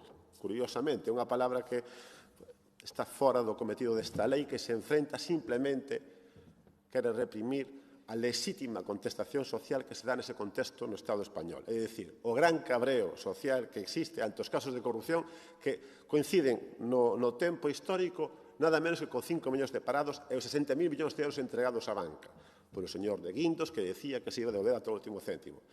Entón, esta lei aparece en escena porque é necesario silenciar, reprimir todo ese descontento social. Acaban de comentar os compañeiros a morea de institucións de defensa dos dereitos humanos que se posicionaron en contra desta lei porque a consideran propia dun Estado policial. Entón, eu aplaudo a decisión do Goberno, desde logo, de retirar esta lei que é regresiva, que é represiva, que é propia dun Estado policial, pero lamento moito e insisto que deben vostedes ser un pouco máis moi cuidadosos con esta deriva do Partido Popular de empregar ferramentas no combate político que non son políticas, que son outro tipo de ferramentas. E insisto, a policía debe estar nos cuartéis. O cacheo indiscriminado non é, desde logo, unha práctica que debamos aplaudir. A multa de 600.000 euros por convocatorias de manifestacións tampouco nos parece que garanta os dereitos democráticos. Entón, debemos construir un país moi distinto a este, un país que garanta as liberdades individuais e colectivas e debemos deixar de facer política con ferramentas do Estado, levándoas á rúa como son os corpos de seguridade e o estamento judicial. Nada máis e moitas grazas. Moitas grazas, señor Lema. Pecha este debate o señor Borrego. Gracias, señora alcaldesa. Boa tarde a todas e a todos. O Partido Popular no 2015 aplicou o rodillo parlamentario para aprobar unha lei que nin sequera vostedes saben como se chama, porque todo o mundo a coñece por lei mordaza, a lei da restricción, precisamente pola contestación tamén que xurdiu, que provocou na propia rúa. A reforma desta lei que se está plantexando agora mesmo está recollida tanto no programa electoral do Partido Socialista Obrero Español como no acordo de goberno con Unidas Podemos, e ten uns porqués. Mellora as garantías para o libre exercicio dos dereitos e liberdades da cidadanía. Mellora a seguridade xurídica na actuación das forzas e corpos de seguridade do Estado. Adecúa a legislación sobre seguridade cidadá precisamente á xurisprudencia constitucional e á realidade actual do noso país. E atende, como lle acaban de relatar, a distintas indicacións de organismos internacionais como o Consello de Europa. Protexe as forzas e corpos de seguridade do Estado mediante, por exemplo, unha adaptación operativa que ten en conta que desde 2008, por exemplo, recuperáronse 10.000 prazas netas nos propios forzas e corpos de seguridade do Estado. Hai máis axentes e máis medios que hai 7 anos gracias ao goberno de Pedro Sánchez. A reforma pretende fortalecer dereitos plantexando un enfoque da seguridade cidadá precisamente nos dereitos, na defensa dos dereitos fundamentais de liberdade de expresión. Mellora o dereito de reunión e manifestación, establecendo un marco que non existía precisamente ante a inmediatez ou espontaneidade sen limitar dereitos fundamentais. Estabanlle comentando con algúns compañeros de outras forzas neste momento que calquera lei de seguridade cidadá ten que ter como obxectivo primordial protexer dereitos fundamentais, é o que obriga a Constitución, e non servir precisamente para recortalos como fixeron vostedes desde o PP. Cúmplese o acordo salarial que o PP firmou, pero que non dotara presupuestariamente. Hoxe perciben 21,5% máis, o que se sumará ao 2% en 2022 como o resto dos funcionarios. Nos presupostos xerais do Estado, por exemplo, se prevé para efectos de seguridade unha inversión de 600 millóns en infraestructuras destinados a comisarías, casas cuartel, etc. Todo isto poderíamos seguir indicando a cantidade de cuestións das que vostedes falsean na realidade e que pregonan dicindo que a reforma obriga aos policías a devolver aos manifestantes. Non é certo. Non levanta prohibicións de difundir imaxes de policías, non elimina requisitos de comunicar previamente as manifestacións con carácter xeral, non elimina, como lle acaban de explicar, a presunción de veracidade do testimonio dos axentes salvo probas en contra, non deixen defensos os axentes por prohibir o uso de forza cando é necesario coa proporcionalidade necesaria, non pon en risco a labor dos axentes, protéxeos e, por exemplo, incorpora o recoñecemento dos funcionarios das institucións penitenciarias como axentes da autoridade. Non desampara os axentes, mellora a súa capacidade nun marco de maior seguridade xurídica e de certidume. E unha cousa importante tamén, non nace nun contexto de inseguridade ou de incremento da criminalidade. A inversión que se leva facendo en seguridade co 0,5% do PIB fixo que, por exemplo, en novembro obtiveramos a taxa máis baixa de criminalidade dos últimos 5 anos. Claro, vostedes están moito máis preocupados en adiantar a Vox pola dereita con unha pirotecnia cutre que lles chega desde Génova, cando chama a Pablo, que precisamente debe estar preto da Divina Providencia porque é el quen acude á misa por Franco, ou cando se preocupan vostedes por Millán Astray, pois, hombre, esconden ou ocultan precisamente a súa falta de implicación coas necesidades desta cidade. Necesidades, por exemplo, que non nos vemos protestar diante da Xunta porque siga sin asumir a débeda coa Orquesta Sinfónica de Galicia, porque a Xunta parece ameazar incluso as escolas infantís desta cidade, porque sigue sin aportar o que ten que aportar ante as necesidades de atención social, e xa non digamos nada da súa recente espantada de avestruz cando nin se manifestan ante eses avisos, sondas e anuncios extraños que se fan desde a Consellería de Sanidade intentando minimizar, que se queira esconder que non vai vir a protonterapia o oncolóxico da Coruña, por exemplo, que, ademais de estar nun edificio municipal cunha boa axuda, porque o Concello forma parte da Fundación, é unha referencia a nivel nacional e internacional no que a loita contra o cancro, a súa prevención e as súas terapias. Aí sí que tiñan que estar vostedes practicando ese patriotismo deste Concello, o patriotismo polas necesidades da Coruña, que precisamente desde os gobernos do Partido Popular non atenden. E, o demais, non se preocupen que esta esta lei, da que sinto moito que desde este Concello non podamos legislar, porque parecía no principio da intervención do señor Rodríguez que tiñamos que empezar aquí a preparar unha lei pola nosa parte, pero seguramente os dereitos fundamentais e o traballo das forzas e corpos de seguridade do Estado vai estar todavía moito máis suxeito gracias a esa reforma do goberno de Pedro Sánchez. Nada máis e moitas grazas. Moitas grazas. Imos proceder á votación desta moción, a que non constan enmendas. Votos a favor. Moitas grazas. Votos en contra. Moitas grazas. Queda rexeitada. Remata o debate das mocións.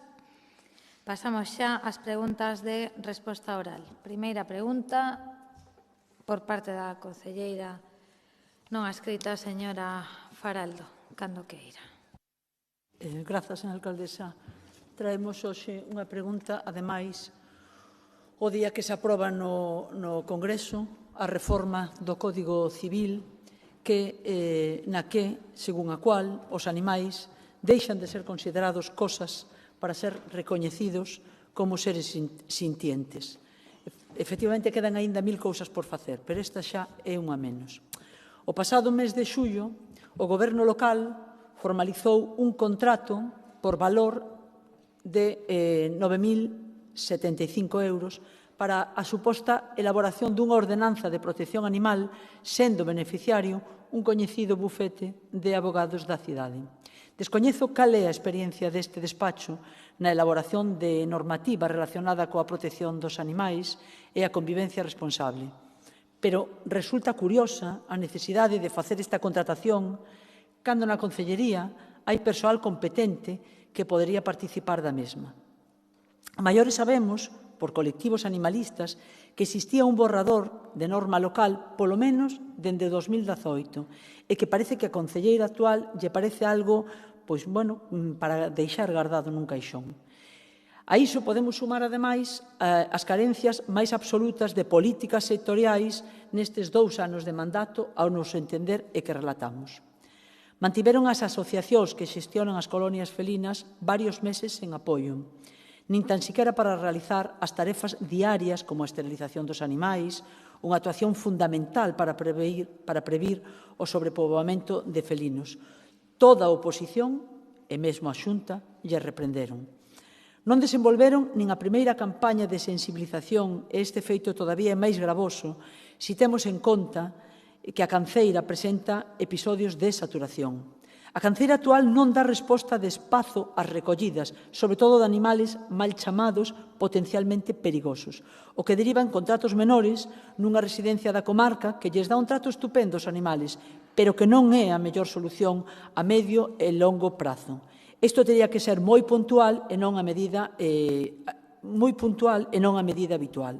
Non sabemos se solicitaron algunha axuda á Xunta de Galicia no marco das subvencións que sí solicitaron e obtiveron órganos como o Consorcio das Mariñas e a Mancomunidade de Concellos da comarca de Ferrol.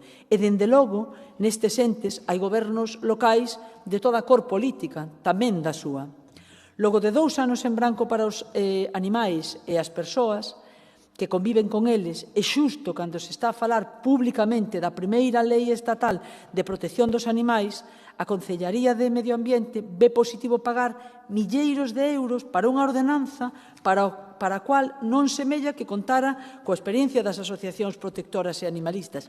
E xusto cando se abre... Acabo un segundo. É que, a ver, señora Faraldo, é que non me gusta interrumpir, porque ademais levamos un pleno así que non interrumpín a ninguén, falaron todo, moitísimo falaron hoxe. Imos ben de tempo. O que pasa é que a pregunta non é unha moción. Entón, vostede, ou a práctica neste pleno habitual, é que quen está facendo a pregunta, o Goberno faga a pregunta, o Goberno contesta, normalmente breve, se desenvolve a pregunta e o Goberno ten esa contrarréplica. É algo máis ou menos acordado entre todos, nin sequera é o que di o regulamento, que establece que son 3 minutos para todo. Xa fai asinte o señor secretario, porque é así, pero facemos 3 minutos para cada un e se reparten. Claro, vostede leva 3 minutos falando. A pregunta, supoño que é a que rexistrou. Evidentemente, claro, pero sabe que pasa? Que o goberno prepara a resposta e a intervención en función da pregunta.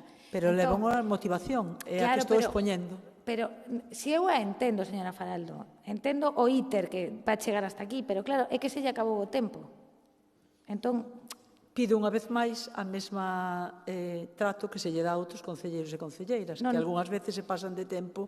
Eu creo que, nese sentido, esta concelleira nunca se pasa de tempo. O mellor contei mal este tempo, se vostede considera que teño que parar, pasamos a pregunta e xa está. Non, eu lle vou deixar que remate agora brevemente a intervención e a exposición. Simplemente era un pouco para establecer a dinámica das preguntas, que non se trata de facer mocións. E sí, teño que confesar que fun totalmente laxa neste pleno con todos. E o único que lle toquei a campana 2 veces foi o señor Laje. Non se me queixen. Remate, por favor. Veña, remato e agradezo que se me permita rematar. Decía, e acabo xa, que logo de 2 anos en branco para os animais e as persoas que conviven con eles, e xusto cando se está a falar públicamente da primeira lei estatal de protección dos animais, a Concellería de Medio Ambiente ve positivo pagar milleiros de euros para unha ordenanza para a cual non semella que contara coa experiencia das asociacións protectoras e animalistas, xusto cando se abre o debate sobre un novo marco normativo que podería deixar esta suposta ordenanza no limbo. Por eso, a pregunta, tras esta exposición de motivos, é: que necesidade xustifica este gasto para a redacción desta ordenanza? Grazas. Ben, a ver como lle explico isto co totum revolutum que me fixo na pregunta, porque, claro, eu vexo unha pregunta que necesidade xustifica este gasto para a redacción desta ordenanza. Pero que, mire, señora Faraldo, o gasto de 9.075 euros non foi nunha ordenanza, foi en dúas. Efectivamente, teño a gran sorte de contar cun equipo técnico maravilloso na Concellería de Medio Ambiente, pero que os meus técnicos adícanse a facer a parte técnica do que eles coñecen de cada unha das ordenanzas, pliegos ou outro tipo de regulacións que fagamos na Concellería. E hai outra parte, que é unha parte máis administrativa, que, ademais, cando xurden efectivamente leis que poden entrar en contradición ou proxectos ou anteproxectos de leis como a de benestar animal, que estaba naquel intre, todavía en fase de anteproxecto, incluso de borrador, lóxicamente nós temos que preparar eso na parte administrativo-xurídica. Os meus técnicos fixeron o 80% do traballo dos pliegos da canceira, pero estábamos agardando para non meter a pata, como penso que tamén fixeron dun xeito moi acertado, por certo, na pasada mandato a Marea Atlántica, que fixo un anteproxecto tamén de regulación de ordenanza de benestar animal que parou cando saiu da Xunta de Galicia, e penso que a partir desde aí retomarían a cousa con máis calma, porque a da Xunta de Galicia en algún xeito cubría esa demanda. A nos pasounos o mesmo, Estamos agardando, nós non traemos a ordenanza a este pleno, estábamos agardando precisamente a este día, señora Faraldo, a que teñamos a lei de benestar animal estatal aprobada. A ver se a Xunta tamén, por certo, se aplica o contiño un pouco, que vamos un poquinho retrasados. En canto ao tema dos cartos, 9.075 para 2 ordenanzas, porque esta é máis a de residuos e limpeza, que tamén estamos con ela porque está moi anticuada. Quero lembrar, se non me equivoco moito, que é de 2015. A de protección animal era de 2017. Por lo tanto, señora Faraldo, é moi normal que as concellerías pidan asistencia técnica cando están desbordadas por pliegos ou por outro tipo de ordenanzas, e sobre todo en temas xurídicos onde non queren meter a pata, porque non é precisamente o seu forte, senón que o seu forte é a parte técnica, neste caso a parte de benestar animal, e no outro caso da ordenanza, en todo o que ten que ver con residuos e limpeza urbana. Nada máis e moitas gracias, señora alcaldesa. Moitas grazas, señora Fontán. Grazas, señora Faraldo. Turno xa para as preguntas do BNG. Primeira pregunta, señor Jorquera. Grazas. Por que o Goberno local ocultou o informe para a aplicación da Lei da Memoria Histórica no Concello da Coruña en relación coa denominación de rúas, avenidas e prazas da cidade? Gracias, señora alcaldesa. Señor Jorquera, Esa acusación es radicalmente falsa. El Gobierno local no ocultó el documento.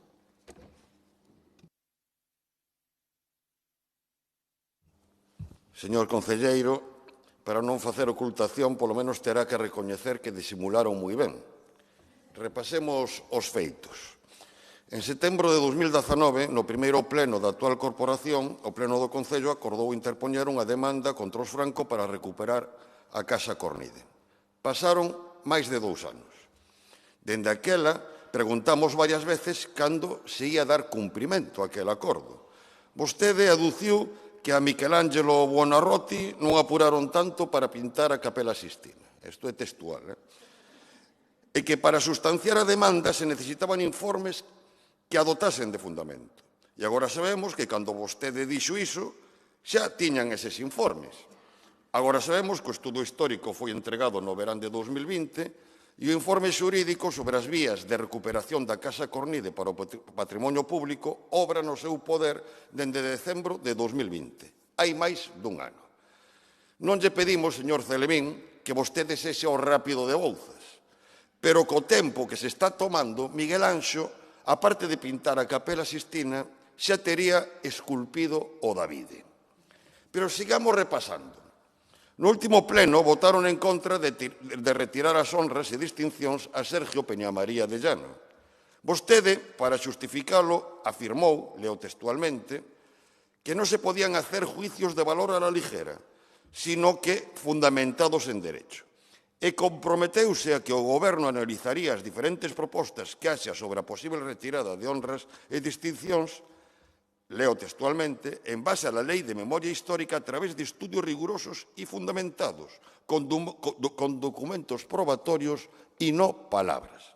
E agora sabemos que o de parole, soltanto parole, decíao por vostede mesmo, porque grazas a unha información xornalística, agora sabemos que eses estudos rigurosos e fundamentados obran en poder do Goberno municipal dende novembro de 2020. Hai máis dun ano. Na reunión do Consello de Memoria Democrática, para intentar xustificar o inxustificável, argumentaron que ese informe hai que contrastalo cun estudo legal, cando ese informe, precisamente, o que fai é poñer en relación os resultados de investigación histórica co que determina a lei ao respecto. Para intentar xustificar un xustificável, aduciron que o informe non tiña aínda o refrendo do padroado do Instituto José Cornide. Mire, o que non se pode facer é deixar esmorecer o Instituto José Cornide e escudarse logo en que un padroado que froito desa situación leva moitísimo tempo sen reunirse aínda non refrendou ese informe. Cal é o problema? Que pensan que a historiadora Ana Romero e o grupo de traballo que ela coordenou tamén fan juicios de valor a la ligera, que carecen de rigor, porque chegaron a dicir expresamente que como ese informe pode haber outros. Cales? Encargan un informe e logo non lles vale.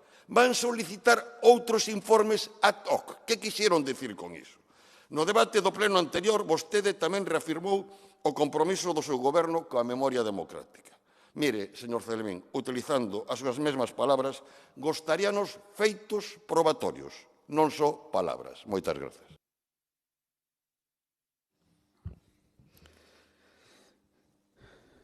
Bien, señor Jorquera, yo también le voy a contar el relatorio del informe, aunque sé que por un oído le va a entrar y por otro le va a salir, pero al menos se recogerá en actas. El informe relativo a la retirada de la simbología franquista fue encargado al Instituto de Estudios Coruñeses José Cornide en febrero de 2019. Ni usted ni yo estábamos en el ayuntamiento. En noviembre de 2019, en aquel Consello da Memoria Democrática, entre otros nuevos informes, se aprobó que se continuara con el trabajo sobre la simbología que había comenzado el grupo de trabajo del Instituto.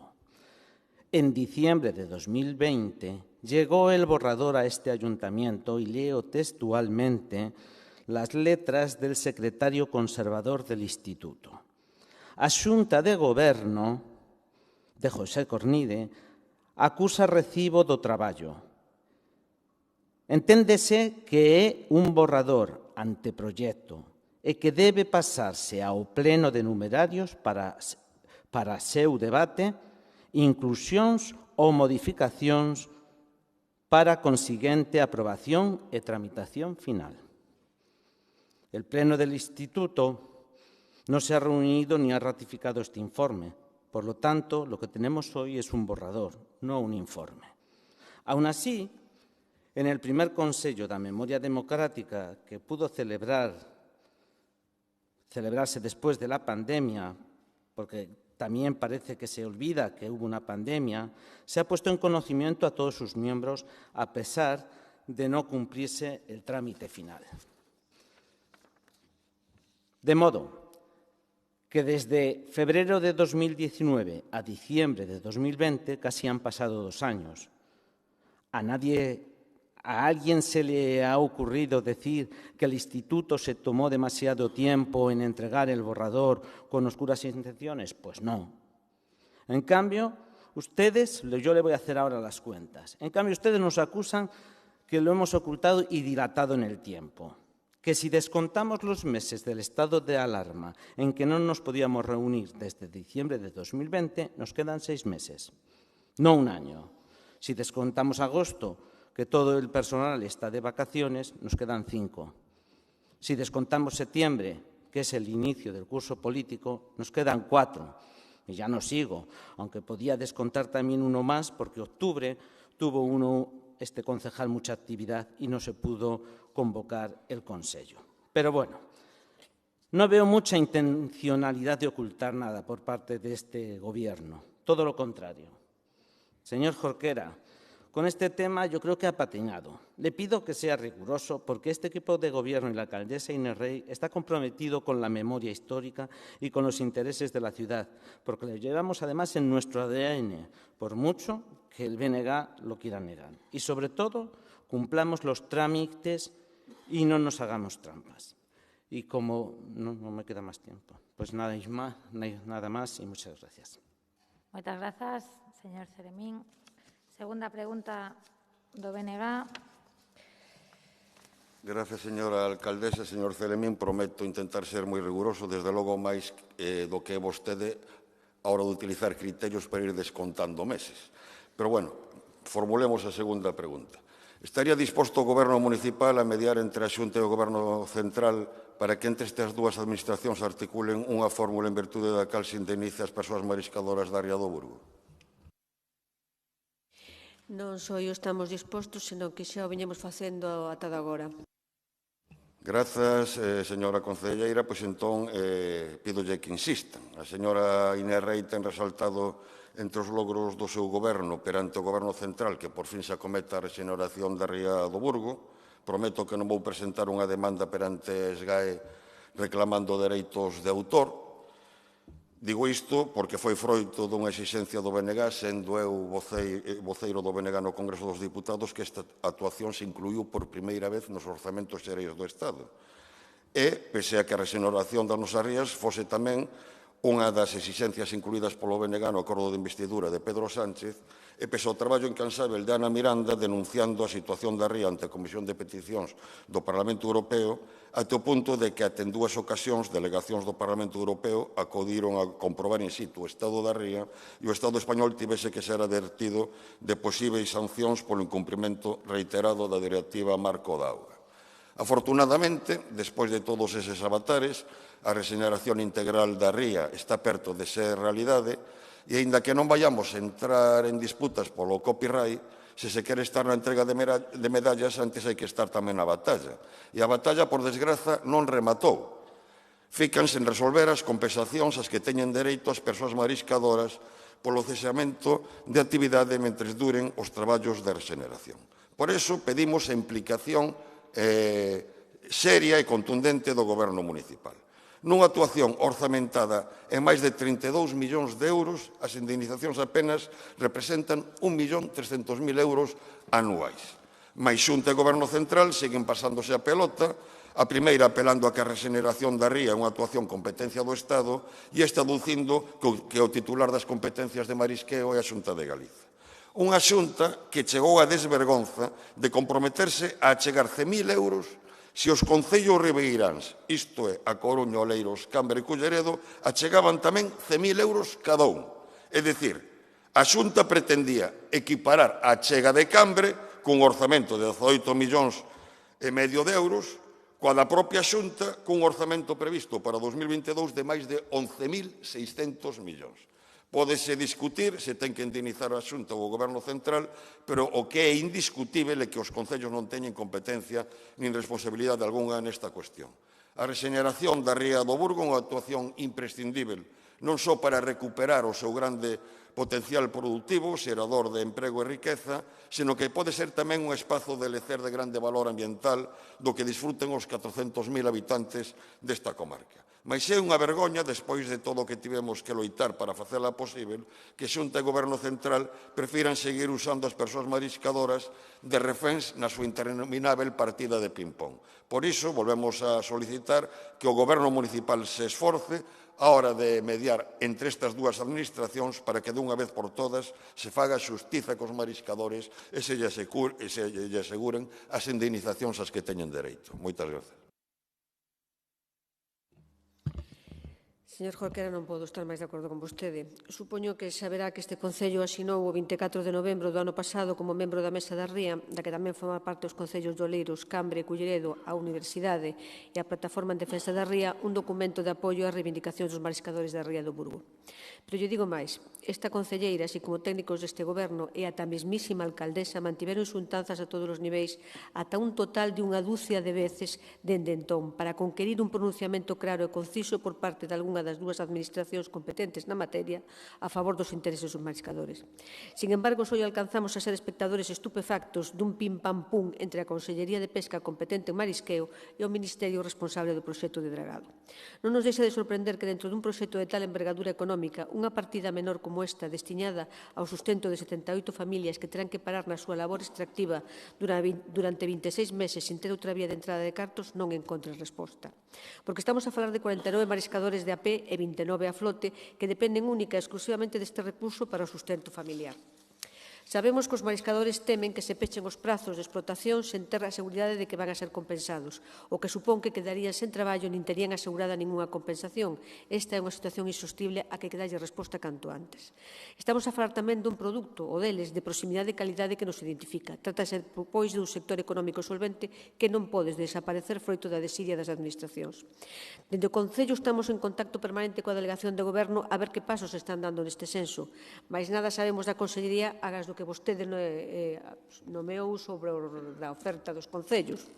E nós, como os mariscadores, o único que pedimos é que os departamentos xurídicos de ambas as dúas administracións se poñan dunha vez por todas de acordo en quen vai a facer fronte a esta obriga legal e ética. Sabe vostede que o Concello non ten competencia nesta materia, pero que lle podo asegurar a vostede, como xa fixemos cos mariscadores, que eles van ter a nosa alcaldesa e o seu goberno ao seu carón na defensa das súas lexítimas reivindicacións. Incrementaremos, se iso é necesario, os contactos coas dúas administracións competentes e estaremos ali onde os nosos mariscadores entendan que podemos ser de utilidade para a defensa dos seus intereses, porque así nos comprometemos con eles dende o primeiro momento e así seguiremos a facelo. Moitas grazas, señora Fontán. Imos coa terceira e última das preguntas do BNG, señor Jorquera. Grazas. Está disposto o Goberno Municipal a reconsiderar os seus plans relativos aos terreos da maestranza? Señor Jorquera, o Goberno Municipal o que si está disposto sempre a considerar o marco xurídico urbanístico que temos e, de unha forma especial, a considerar as informes, recomendacións ou suxestións que emitan os órganos de Patrimonio Cultural de Galicia, como vende a acontecer no estudio de detalle sobre o que me pregunta.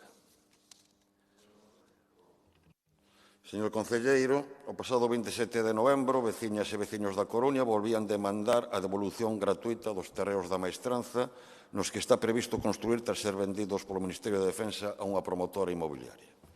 Opóñense esta operación porque sería a consumación dun espolio. Estes terreos eran comunais e foron ocupados polas monarquías absolutistas para a construción de instalacións militares e máis tarde usufrutuados polo daquela Ministerio da Guerra. Unha vez rematado o seu uso con fins militares, o xusto é devolvelo a todas as coruñesas e coruñeses. Xa en 1840 o goberno local da Coruña solicitaba a súa devolución porque el terreno de que se trata non pode pertenecer á nación, pois é deste pueblo. E en 1858 o Pleno do Concello acordaba elevar a su majestad unha reverente exposición suplicándole se digne conceder a este ayuntamiento la propiedad que le pertenece. Os veciños e veciñas opóñense a esta operación para defender o noso patrimonio. Estes terreos están situados no ámbito dos sistemas defensivos medieval e barroco, definidos como BIC no catálogo municipal de edificios e conxuntos do PEPRI da cidade de Bella Pescaría, que obriga a súa conservación, mantemento e restauración. E a Lei de Patrimonio Cultural de Galiza protexe os bens propios da arquitectura defensiva, incluindo non só os castelos, torres, murallas, muros circundantes e baluartes, senón o conxunto de sistemas defensivos que o configuran, con independencia do seu estado de conservación e de se atopan soterrados ou descubertos. Dicía que os veciños e veciñas opóñense a esta operación para defender o noso patrimonio, tamén o noso patrimonio paisaxístico e natural. A construción destes blocos, aparte do seu impacto visual na contorna da cidade Bella, constituirían unha pantalla visual para a contemplación do mar, infrinxindo as directrices de ordenación do territorio e a propia Lei do Solo de Galiza, que establece os requisitos para a protección no seu artigo 91 dos lugares de paisaxe aberta e natural ou que afecten a perspectivas que ofrecen os conxuntos urbanos de características históricas ou tradicionais, como este caso. Pero aínda hai máis, señor concelleiro. O informe da Dirección Xeral do Patrimonio Cultural di textualmente o seguinte: a edificación da parcela 1, especialmente no extremo leste, ocupa boa parte dos terreos libres que quedan lindeiros ao conxunto histórico, ocultando as poucas vistas afastadas que restan da zona norte da cidade Bella e da muralla. Por iso, non propón só reducir alturas e volumes, senón tamén unha notável reducción do aproveitamento. E máis, o informe di o seguinte, tendo en conta que vostede dixo textualmente que iba a ter en conta as recomendacións. O informe di o seguinte: a vetusta ordenación do PERI, fixada hai case 20 anos acorde a criterios hoxe superados, non tivo en conta a sensible localización na que se inscribe e foi formulada con criterios hoxe obsoletos e superados na aprobación da diversa normativa de protección do patrimonio. Por iso, señor concelleiro, pedimos ao Goberno local que utilice todas as ferramentas que ten na man, incluída a modificación do PERI da maestranza, para que estes terreos sexan cualificados como uso dotacional público de espacios libres e zonas verdes. E pedimoslle tamén que cumpra o acordo de investidura suscrito co BNG. Nese acordo figura o seguinte: solicitude ao Goberno Central e ao da Xunta de devolución ou cesión ao Concello dos terreos e instalacións da súa titularidade actualmente en desuso ou infrautilizados. E este é un caso evidente. Non estamos pedindo ao Ministerio de Defensa que nos faga ningún favor. Estamos exixindo que devolva o que é noso, o de todas as coruñesas e coruñeses. Moitas grazas. Sí, señor Jorquera, máis alado que podan opiñar uns veciños outros, que isto está pois nos relatos, nos deseos, nas análises históricas ou nos procesos de evolución dos dominios públicos, militares, portuarios, costeiros, etc. Como lle dicía, nós temos que ater o marco xurídico administrativo e temos que aternos neste proceso unha vez que esas parcelas, porque neste estudio de detalle analízanse dúas parcelas, a parcela número 1 e a parcela número 2, ainda que o informe da Dirección Xeral, da Directora Xeral de Patrimonio Cultural, céntrase dunha forma principal na parcela número 1. Estes informes son os que, como lle dicía, temos que ter en conta a hora de considerar ou reconsiderar, como me formulaba na pregunta, este estudio de detalle. E, en ese sentido, voume limitar, para rematar esta contestación, a dar lectura ao último parágrafo dese informe, no que nos di a Directora Xeral de Patrimonio Cultural, ainda que este non é un informe final, é un informe que queda en suspenso a reservas de novas catas arqueolóxicas que se están a desenvolver, nos di no final do informe que, en todo caso, e sen prexuízo das limitacións que eventualmente poidan derivarse da intervención arqueolóxica que facía referencia agora mesmo, desde o punto de vista arquitectónico, tendo en conta todo indicado nos parágrafos anteriores deste informe, adiántese que dentro das limitacións do PERI, e de propio estudio de detalle, deberá minimizarse a afección sobre a muralla e o conxunto histórico, permitindo a súa apreciación e comprensión mediante a adaptación da volumetría e da tipoloxía que se baseará nunha verdadeira análise do ámbito e da afección que exerce sobre os valores patrimoniais protegidos. E iso, señor Jorquera, será o que faremos á vista deste informe da Dirección de Patrimonio Cultural e dos resultados das novas catas arqueolóxicas que se están a facer principalmente na parcela número 1. Gracias. Moitas grazas, señor Díaz Villoslada. Moitas grazas, señor Jorquera. Remata o turno do Bloque Nacionalista Galego. Comeza o turno para a Marea Atlántica coa primeira pregunta. Señor Martínez. Grazas, señora alcaldesa. A que usos pensa o Goberno local destinar a Casa Escariz? Señor Martínez, antes, digo yo con claridade, antes de analizar posibles usos, o que o Goberno municipal está facendo é dar trámite, dar curso a todos os requisitos necesarios rexistrais para a inmatriculación deste edificio singular, é certo, singular na cidade, e garantir, en primeiro lugar, a súa integración plena no patrimonio municipal. Ben, 80 anos despois do seu falecemento, volve estar de actualidade o testamento de Manuel Piñeiro Pose, volve estar de actualidade porque en virtude dese testamento e de maneira oblicua, como é propio despois de 80 anos, onde a propia composición da administración local cambia, pero o caso é que o Concello da Coruña acaba sendo destinatario dunha parte dese patrimonio, a chamada Casa Escariz, un conxunto de vivendas das rúas Payo Gómez e Teresa Herrera. En consecuencia, é un patrimonio que hai que incorporar plenamente e destinar ao ben común. Isto é posible basicamente por dúas razóns. A primeira é que en 2018 o Goberno da Marea Atlántica inicia este expediente, inicia unha investigación. Este é un deses casos nos que aquí durante moito tempo imperou, ímolo decir suavemente, a vista gorda. Hai outros casos moi chamativos, o do Hotel Atlántico, sen acritude, señor Celemín, si a vista de casos como este, se o da Marea Atlántica era adanismo, a ver como lle chamamos ao outro, a ese facer a vista gorda durante tanto tempo. Aproveitando que recordo a orixe deste expediente de 2008, quero facer tamén un recoñecemento e un agradecemento que creo que a Marea Atlántica en boa medida tiña pendente con quen foi o impulsor desta investigación, Juan Carlos Prado del Valle, daquela xefe de Servizo de Planeamento. Probablemente sen o seu traballo esta investigación non se tería iniciado e hoxe non estaríamos falando disto. A segunda razón pola que está de actualidade é que, felizmente, cousa que celebramos, o actual Goberno decide darlle continuidade a esa investigación, a ese expediente, e explorar as alternativas que aquel traballo técnico daba para cumprir os deberes pendentes con ese patrimonio, que eran varios. Efectivamente, un deles é completar a integración dese patrimonio ao patrimonio municipal, pero tamén regularizar a situación rexistral, depurar a situación legal, reclamar as cantidades que cumpra reclamar e, por último, darlle un uso social como corresponde a un patrimonio municipal. E aí a nosa pregunta e a nosa declaración tamén ou expresión de desexo.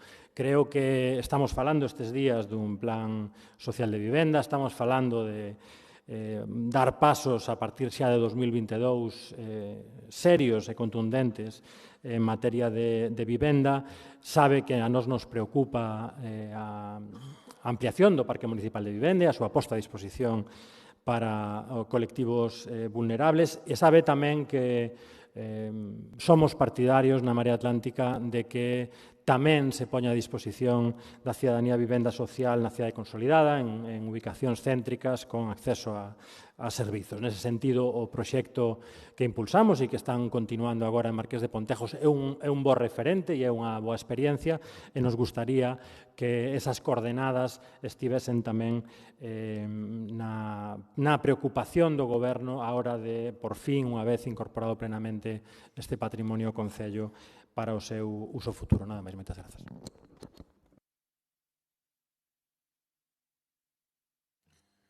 Sí, señor Martínez, efectivamente, levar adiante este proceso, eu casi diría que nos convén leválo adiante con pouco ruido, non digo pola pregunta, pero con pouco ruido para leválo co máximo rigor, con máxima seguridade xurídica, porque é certo que se viñan facendo estudios, análisis xurídico-patrimoniais dos diferentes técnicos de urbanismo, como que ten citado, e técnicos posteriores que están a traballar e que traballaban actualmente na área de urbanismo, que aparte dese traballo diario de xestión faise un traballo descoñecido pero importante día a día de investigación sobre o patrimonio municipal, porque ademais, conforme a legislación patrimonial das administracións públicas e conforme a regulación propia dos bens das entidades locais, o Concello ten a obriga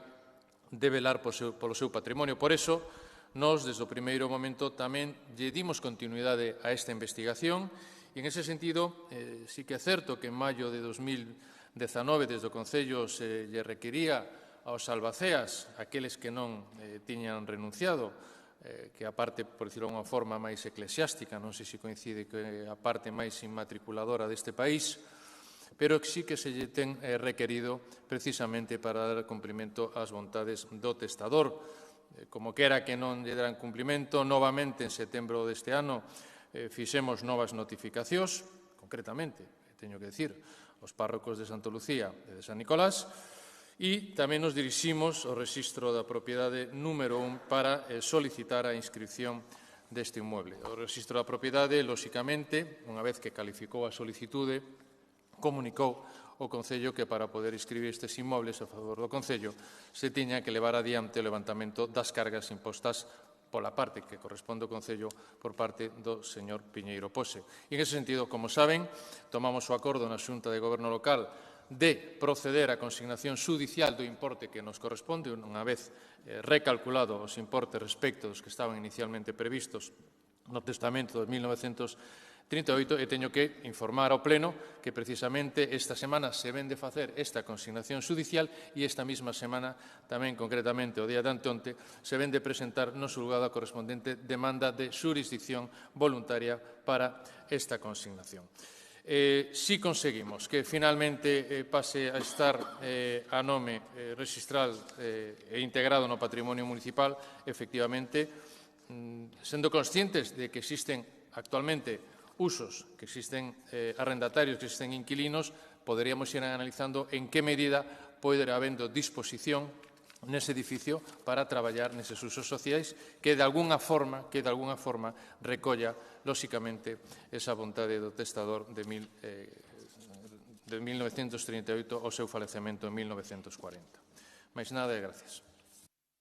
Moitas grazas. Segunda pregunta da Marea Atlántica, señora Delso.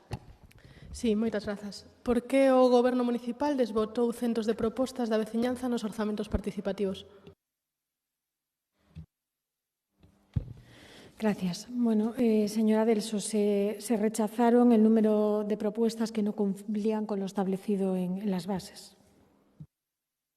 Sí, eso penso que non é exactamente así, pero, bueno, vamos a facer un poquinho unha recapitulación dos feitos. O certo é que o Goberno de Innerrei recuperou os orzamentos participativos neste 2021 grazas á presión da Marea Atlántica nas negociacións para que o primeiro paso para unha negociación das contas do ano que ven partise da vontade cidadá. Pero fixo con prazos demasiado curtos, con dificultades excesivas para a participación e cun evidente desinterese. Polo que non podemos amosar máis que o noso malestar pola falta de interese e transparencia coa que se está a xestionar a convocatoria deste ano. En ese sentido, sumámonos tamén ás críticas aparecidas e manifestadas pola veciñanza a través de distintos medios. E cando criticamos a reducción dos tempos do procedimento, non é por fetiche, senón porque dende a Marea Atlántica coñecemos o programa e coñecemos tamén as súas complexidades e a importancia de respetar o procedimento ao máximo. E non nos cansaremos de decilo, os orzamentos participativos son un dereito conquistado da veciñanza, un dereito cidadá que a Coruña gañou en 2016 e que significa un cambio de paradigma na xestión dos investimentos públicos. O interesante é precisamente a distribución da toma de decisión, Onde só estaba o criterio político e o criterio técnico, entra agora o criterio das veciñas e dos veciños. Os orzamentos participativos enriquécense cos criterios da proximidade que aporta a veciñanza, do coñecemento que teñen da súa contorna máis inmediata. É claro que os orzamentos participativos cambian a axenda política dun goberno. É claro que saen propostas coas que non contaban e que non estaban nos seus plans. Precisamente por iso son orzamentos participativos, porque faise partícipe a veciñanza da xestión municipal. Sen embargo, este goberno local parece estar incómodo coa democracia participativa. Nesta edición, acurtaron os prazos e aplicaron criterios moi arbitrarios e nada transparentes para avaliar as propostas cidadás, desbotando centos sen motivo. E por se iso fora pouco, cambiaron o criterio redistribuidor do mapa de distritos feito no pasado mandato para pasar a utilizar os distritos electorais entre os que existen enormes diferenzas que xeran un claro desequilibrio entre barrios. Primeiro foron rexeitadas todas as propostas que tiñan menos de 90 apoios, un límite que é case o dobre que os 50 que se pedían en anos anteriores e do que non se avisou previamente. Tamén se aplicou de forma indiscriminada en todos os distritos sen ter en conta o número de habitantes, e así atopamos distritos nos que había un cento de ideas que agora quedan en media dúcia. Rexeitáronse iniciativas con argumentos moi febles e sen xustificación, e mesmo contradicindo as propias regras do procedimento. Nalgúns casos, mesmo se fai evidente que nin sequera se mirou a proposta máis aló do título. Desbótanse propostas ambiciosas pero viables e mantéñense outras que deberían ser parte do traballo rutineiro do goberno, como o mantemento dos centros cívicos, por exemplo. Pódese decirse en paliativos que o goberno local de Innerrei está desvirtuando a natureza dos orzamentos participativos. É unha verdadeira mágoa que isto suceda xusto o ano no que a cidadanía consolidou o seu dereito e bateu unha marca de participación. Todo o procedimento, todo o proceso levouse a cabo, ademais, sen ningún tipo de comunicación coas persoas propoñentes. En lugar de facilitarlles para adaptar e rescatar as propostas, como se facía no pasado mandato, por exemplo, con propostas que se plantexaban de distrito, pero finalmente eran propostas de cidade, decidiuse unilateralmente por parte do goberno, amosando falta de cuidado, transparencia e atención. Parece como se o goberno municipal buscase poñer paus nas rodas a participación da veciñanza para tentar que a xente participe menos, pero o que acontece é que a xente participa máis, porque é o seu dereito e reivindícano e consolídano, e nós non podemos máis que celebralo e exixirlle a este goberno municipal que respete a veciñanza, que respete os orzamentos participativos e que en futuras edicións faga as cousas como é debido. Mais nada, moitas grazas.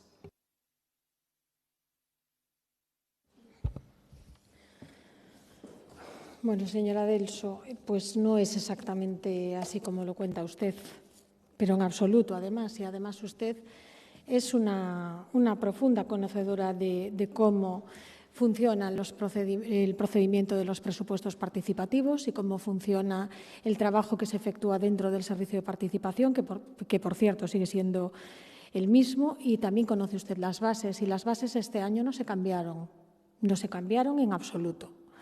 Mire, usted sabe perfectamente, pero es importante, como dice mi compañero Celemín, que conste en acta, que todos aquellos proyectos o propuestas que las personas plantean tengan que cumplir tres criterios, que se trate de una competencia de carácter municipal, que sea una propuesta de inversión y que además fuesen técnicamente viables. Y en base a eso se rechazan o no se rechazan, exactamente igual que en convocatorias anteriores.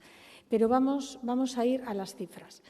En primer lugar, yo creo que lo que hay que poner en valor es fundamentalmente el número de propuestas que se presentaron, que fueron 733, el segundo mayor número de propuestas presentadas y el segundo mayor número de propuestas en fases de apoyo. La media de las propuestas que se declararon inviables por no cumplir los requisitos anteriores en ediciones anteriores a estas del 27,12. El 33% de las propuestas del año 2017, cuando gobernaban ustedes, se rechazaron, bastante lejos del 26% actual. Y yo con esto no quiero decir que ustedes lo hicieran por una falta de transparencia o porque no les gustaran, sino simplemente porque cumplían con esos tres requisitos de la misma manera que se está cumpliendo en la actualidad. Se trató de que los presupuestos participativos en este año fuesen lo más inclusivos posibles y lo más accesible posible a la ciudadanía.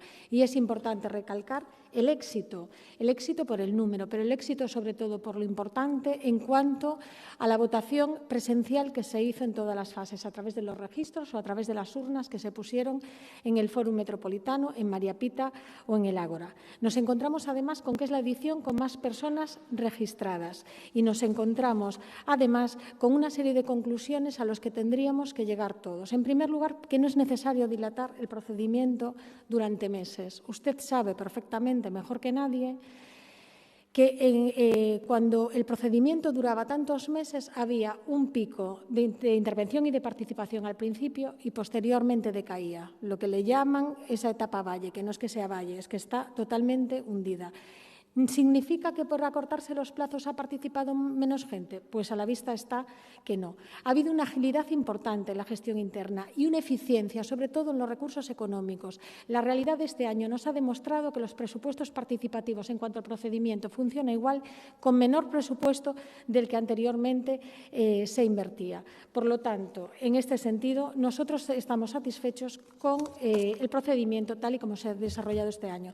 Ahora está la ejecución, que no le voy a recordar, ya que usted comenta de la falta de transparencia y que efectivamente se participa por la presión de la marea atlántica y que sin esa presión no sería posible participar y que la participación forma parte de los derechos democráticos de toda la ciudadanía, que no le quito a esta última afirmación ni una sola coma.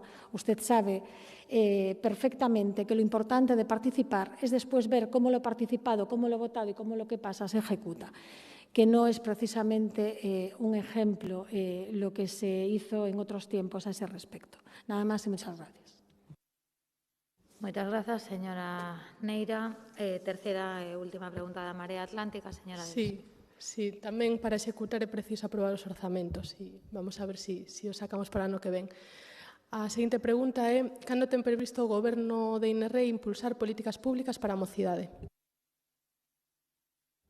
Pois desde o minuto cero. Pois a verdade é que eu lamento que sintan, non, que están realizando políticas públicas para a mocidade, porque o certo é que xa pasamos o ecuador do mandato. É certo tamén que estamos saindo dunha pandemia da que aínda estamos comezando a percibir algunhas secuelas. Non paran de saír datos preocupantes, por exemplo, no ámbito da saúde mental da xuventude. Todos sabemos que os mozos e as mozas viron como deixaron de socializar entre elas durante un longo período de tempo nun momento clave no que a socialización é un elemento fundamental para o seu desenrolo como a persoas. E resulta canto menos preocupante, ou a nós, dende a Marea Atlántica, resulta nos preocupante que dende o goberno local non se impulsase ningunha iniciativa nova en materia de mocidade. Ningunha política pública nova. Estánse, dando continuidade a programas habituais, ao programa Nocturnia, por exemplo, que é un programa que está moi ben, que debe ter case 20 anos, e un programa de ocio alternativo que todas e todos coñecemos e que está moi ben, e nós, de feito, insistimos sempre na necesidade de ampliálo, de leválo tamén, de descentralizalo e de leválo cada vez máis aos distintos barrios da cidade, pero creemos que iso non é suficiente. E, ademais, tamén preocúpanos que vemos que hai proxectos que quedaron pendentes do pasado mandato e que ou están directamente pechados, como as naves do Metro Sidero ou como o espazo da mocidade na Sagrada Familia, ou deixaron directamente de funcionar, non? Como os programas de educación en rúa, o espazo, a dinamización juvenil que se facía nos locais de Novo Mesoiro. Entón, o que denota iso é que para este goberno municipal as políticas de mocidade claramente non son unha área prioritaria e non hai interese en facer novas políticas públicas. E nos pensamos que neste momento urxen novas políticas públicas, é un momento onde non paran de saír estudos, enquisas, informes sobre a situación da xuventude, se sinala o brutal impacto mental, individual e colectivo da pandemia, ou como as soubemos, por exemplo, no último barómetro de xuventude e xénero, publicado no pasado mes de setembro, que hai unha porcentaxe bastante alta que non para de medrar de rapaces que negan, por exemplo, a violencia de xénero. Entón, penso que desde as administracións públicas debemos dar resposta a todo iso. E pensamos que hai que dar resposta con políticas públicas e políticas de mocidade ambiciosas. Vemos tamén con preocupación a intensa criminalización mediática e institucional que tamén se dá sobre a xuventude e o seu ocio. Tamén hai un recente estudo moi interesante sobre o ocio nocturno da mocidade no entorno urbano, publicado polo Centro Reina Sofía sobre a adolescencia e a xuventude, que fala das representacións e dos sobresinalamentos da xuventude en tempos de pandemia e como estes reposan sobre discursos e repertorios argumentativos moralizantes que xa preexistían, pero que están sendo utilizados para justificar e legitimar políticas públicas na implementación de políticas públicas no espazo público. Entón, nos reafirmámonos na necesidade, diría, na urxencia de fomentar e, nese sentido, dar resposta e abrir espazos propios para a mocidade e, como digo, facer políticas públicas para e coa mocidade. Nese sentido, espazos como o futuro espazo do Remanso, que as obras, nese caso, sí que están avanzadas, pero agardamos a ver unha data de apertura, ou espazo como as naves do Metrosidero, que lembro neste salón de plenos, que foi un espazo deseñado conxuntamente co tecido mozo e co tecido educativo desta cidade, pois se xa era urxente un espazo como ese no pasado mandato, eu penso que agora é imperativo. E, dado que hoxe é o último pleno ordinario do ano, aproveito para facerlles unha recomendación cinematográfica, que fala precisamente da xuventude, unha película titulada Quien lo impide, de Jonás Trueba, e que é unha pequena xoia documental que non me extrañaría, por certo, que fose unha das próximas sorpresas dos premios Goya, e que son precisamente o que botamos en falla, adolescentes protagonistas, falando de si mesmos, compartindo as súas incertezas, as súas preocupacións, pero tamén os seus soños. E reitero que, como administración, penso que temos a responsabilidade de acompañalos con políticas públicas nun momento como este. Máis nada, grazas. Bueno, vamos a ver, señora Delso, porque hablo de muchas cosas y a ver si no me queda nada. La preocupación por las políticas de juventud, le vuelvo a repetir lo mismo que la respuesta corta, se comienzan desde el primer minuto y se trabaja en políticas de juventud. Digo aquí lo mismo que dije en mi intervención anterior. Le puede gustar más, le puede gustar menos, porque evidentemente no es usted quien gobierna en este momento y, por lo tanto, si muchas veces ya no nos gusta lo que hacemos nosotros mismos, imagínate si nos gusta al 100% lo que hace el de enfrente.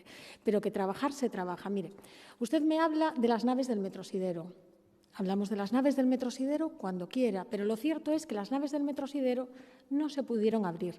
No estaba tan siquiera contratado el equipamiento para las naves de Metrosidero, por no hablar de los famosos conductos del aire. Pero indudablemente es un proyecto maravilloso y un espacio que tiene que ser para lo que fue pensado, un espacio de estancia juvenil y un espacio para relación, socialización y ocio juvenil. Y así seguirá con los pasos que lógicamente tiene que seguir para tratar de solventar todo aquello que no se hizo bien. El Remanso indudablemente está ahí y se abrirá en breve. Usted habla también del espacio juvenil de Sagrada Familia. Maravilloso en cuanto a la filosofía por la que se abrió.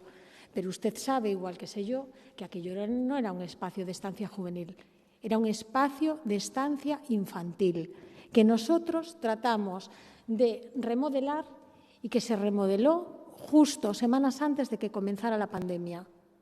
Justo semanas antes de que comenzara la pandemia, con un montón de niños allí que por distintas circunstancias no han vuelto ni allí ni a otros equipamientos del barrio, pero con los que se está trabajando y con los que le puedo decir que se hace seguimiento. Pero son niños de 8, 9, 10 años, no los había más mayores. Políticas juveniles, hombre, menos mal que dice que Nocturnia ya comenzó en la época del gobierno bipartito, es verdad, porque yo he escuchado en este salón de plenos en muchas ocasiones que Nocturnia se le debía al gobierno de Marea Atlántica. Mire, vamos a ver. Políticas de juventud. Yo estoy totalmente de acuerdo con lo que dice usted acerca de los problemas que tiene la juventud y los problemas de socialización que derivan de la pandemia, exactamente igual que en otros sectores de la población, más agravados quizás en la gente mayor que en la gente joven, porque la gente joven también socializa a través de Internet y a través de las redes sociales. Pero sea como sea, nosotros estamos preocupados en ello. Existe un equipo de personas en la concejalía que se dedican al tema de juventud y no me refiero solamente a las personas que en su momento trabajaban para juventud en sentido estricto, sino que hablo de bienestar social. Nos preocupamos del ocio, nos preocupamos de escucharlos. Se descentralizó el servicio de los equipos, bueno, el CEMIX, para mí sigue siendo el CEMIS, los equipos de información juvenil. Y tratamos de llegar a ellos y tratamos de hacer actividades que sean, desde luego, acordadas con ellos y que puedan resultar acordes para ellos. Hemos puesto en marcha proyectos de mediación de carácter intercultural y juvenil entre pares a través de una ONG que ustedes conocen bien, que se llama Sembalos. Y además, en el primer semestre del 22, el trabajo de proximidad comunicativa también se verá reforzado con la puesta en marcha de un programa de acción y desarrollo comunitario juvenil organizado a través de la participación juvenil y a través de los servicios sociales. De los equipamientos ya hemos hablado, por no hablar de todos los equipamientos deportivos en los cuales se desarrolla gran parte de ese ocio juvenil que se han mejorado. La nueva zona multideporte en Tolerancia, se mejora la pista polideportiva San Vicente del Viña, se están mejorando pistas en Sagrada Familia, se está creando una nueva zona de calistenia en Ventorrillo y así podría seguir. Hablamos también del empleo y hablamos del empleo de las personas que se encuentran en situaciones más desfavorecidas con ese programa que se puso en marcha con la Fundación María José Jove y la Fundación En que es Aliados, donde se trata de que personas muy bien definidas por la trabajadora social que los acompaña, que no dejan de ser niños y niñas de 16, 17, 18, 19 años dañados, puedan reincorporarse a sus estudios y puedan, desde luego, volver a la vida activa a través de talleres de empleo y a través de la incorporación a la vida laboral y a la plena autonomía. Por lo tanto, la preocupación y las políticas vinculadas a las personas jóvenes están ahí y seguiremos, desde luego, profundizando en ello. Nada más, muchas gracias. Moitas grazas, señora Neira. Moitas grazas, señora Delso. Remata o turno de preguntas da Marea Atlántica. Pasamos xa ás preguntas do Partido Popular. Primeira das preguntas sobre educación, señor Varela. Muchas gracias, señora alcaldesa, y muy buenas tardes. ¿Por qué razón suprimió la Concejalía de Educación el programa educativo de salud escolar EducaSaude? Gracias, señora alcaldesa. Señor Varela, está poco informado. La Concejalía de Educación no eliminó el programa de EducaSaude. Sigo con las preguntas entonces, señor Celemín. El próximo marzo 2022 se cumplirá el segundo año de nuestras vidas asaltadas por la pandemia y el tercer curso escolar en que las normas sanitarias imponen a las educativas en el día a día de nuestros centros. En esta encrucijada histórica, ¿es este el momento más oportuno para eliminar el único programa municipal de salud escolar que tenía el Ayuntamiento? ¿Por qué desaprovechamos este tiempo para reforzar en nuestros escolares el comportamiento ejemplar que están teniendo durante la crisis sanitaria? A la pregunta me respondieron ustedes por escrito, y contradice un poco lo que usted me dice, que en el último pleno tenían ya un programa, A Coruña Saúde, con 14 talleres. De estos talleres, solo uno lo organiza la Concejalía de Educación, primeros auxilios.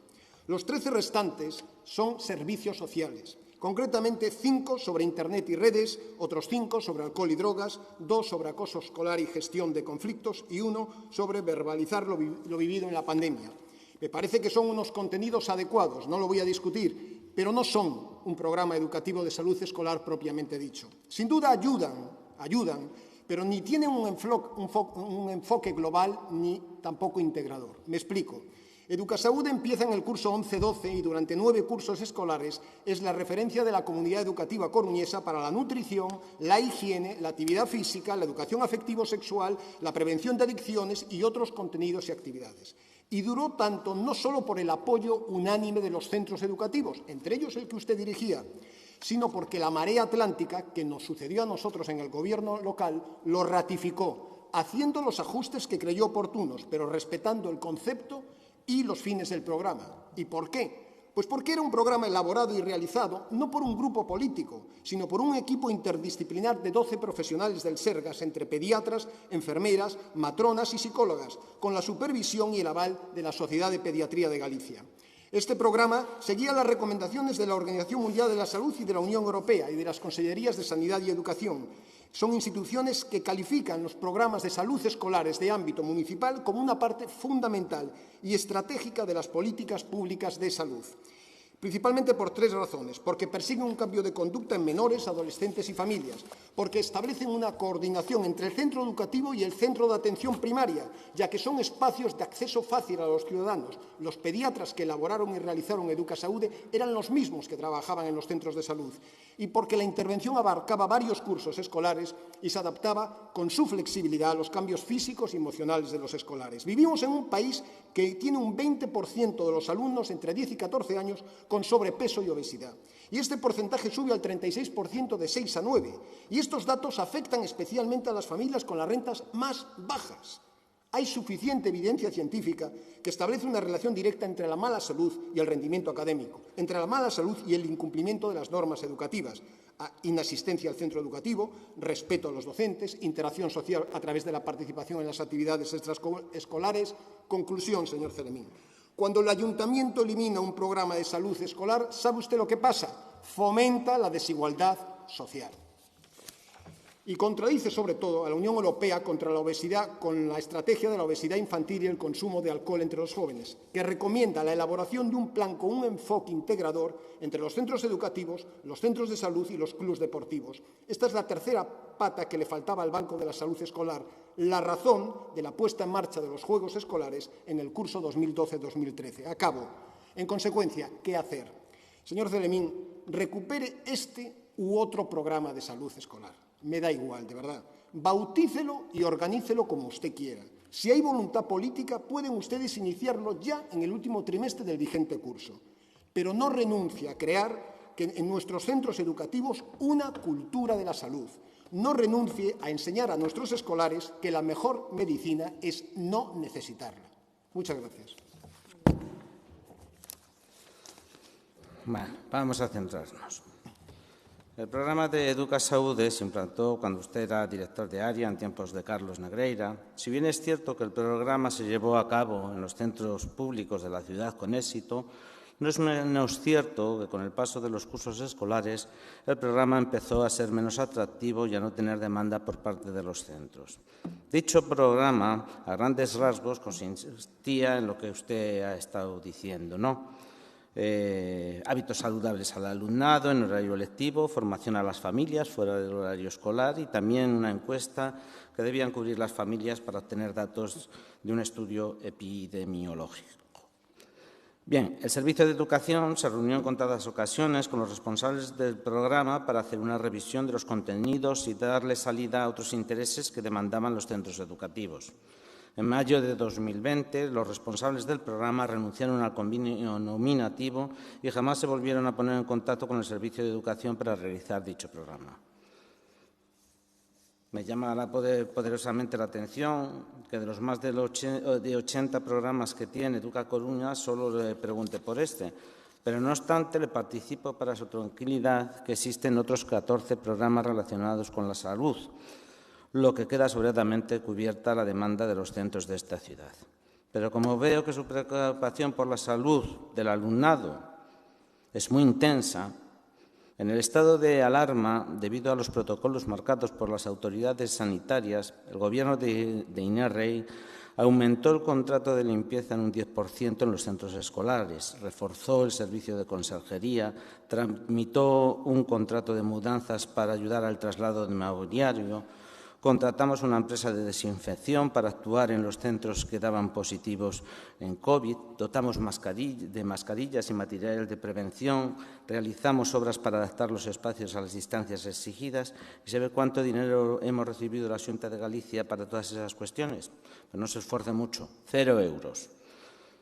Está muy bien que se interese por un programa de salud, pero no inste también a la Xunta de Galicia que dote de la partida correspondiente para acometer estas y otras eventualidades, porque la sensación que tiene la ciudadanía es que la Xunta se olvida un poco de los niños y niñas de esta ciudad. De todas formas, seguramente a lo largo de estos meses estamos continuamente revisando los programas educativos y analizándolos y buscando nuevas alternativas. Y seguramente haya de salud, habrá de deportes y de otro tipo de cuestiones. Muchas gracias. Moitas grazas, señor Celemín. Grazas, señor Varela. Segunda pregunta do Partido Popular, señor Deus. Gracias. ¿Cuándo se reunió o cuándo tiene previsto INERRAÍ reunirse con el presidente del Gobierno para que los presupuestos generales del Estado de 2022 incluyan las partidas suficientes para licitar el Vial 18, la ampliación del puente Pasaje, la remodelación de Alfonso Molina o la cuarta ronda?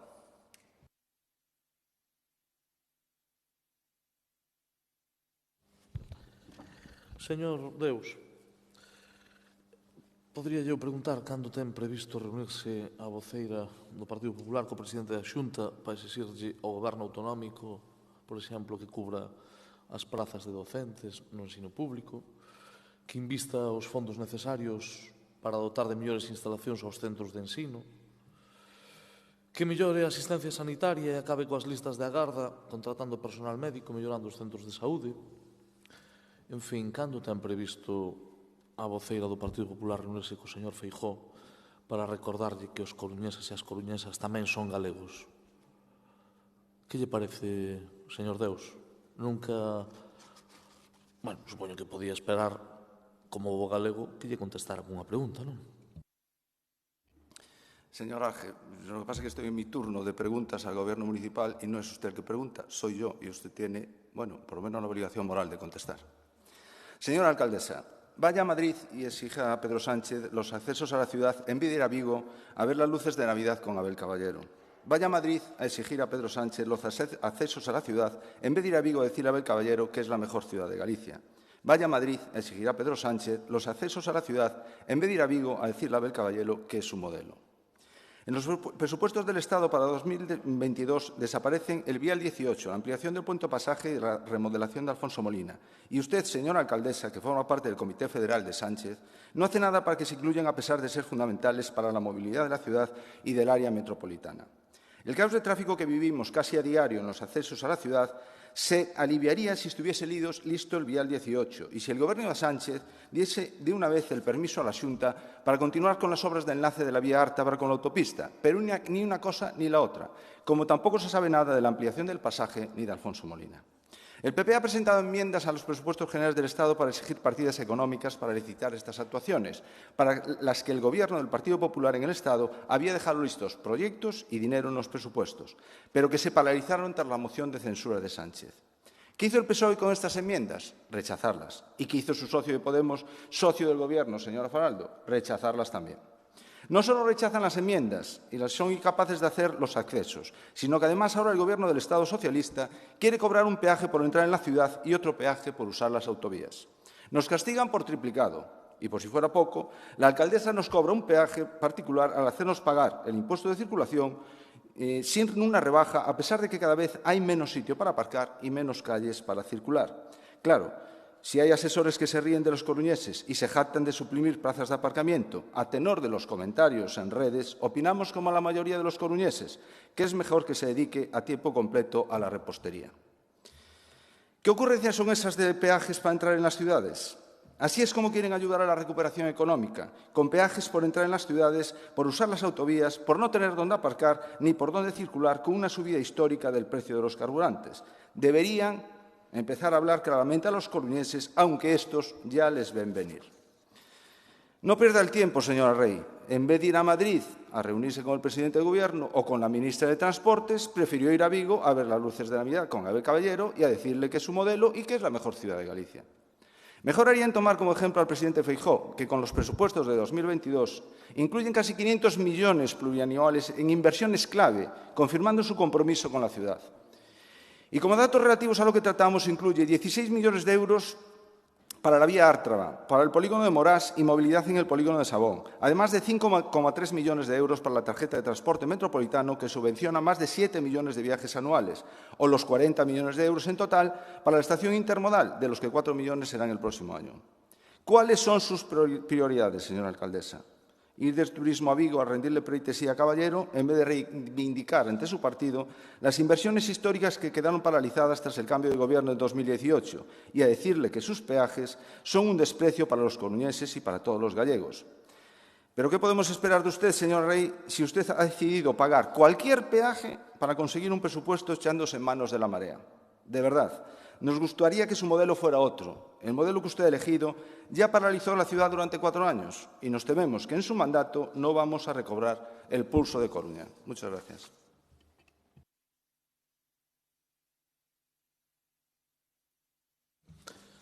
Gracias, señora alcaldesa.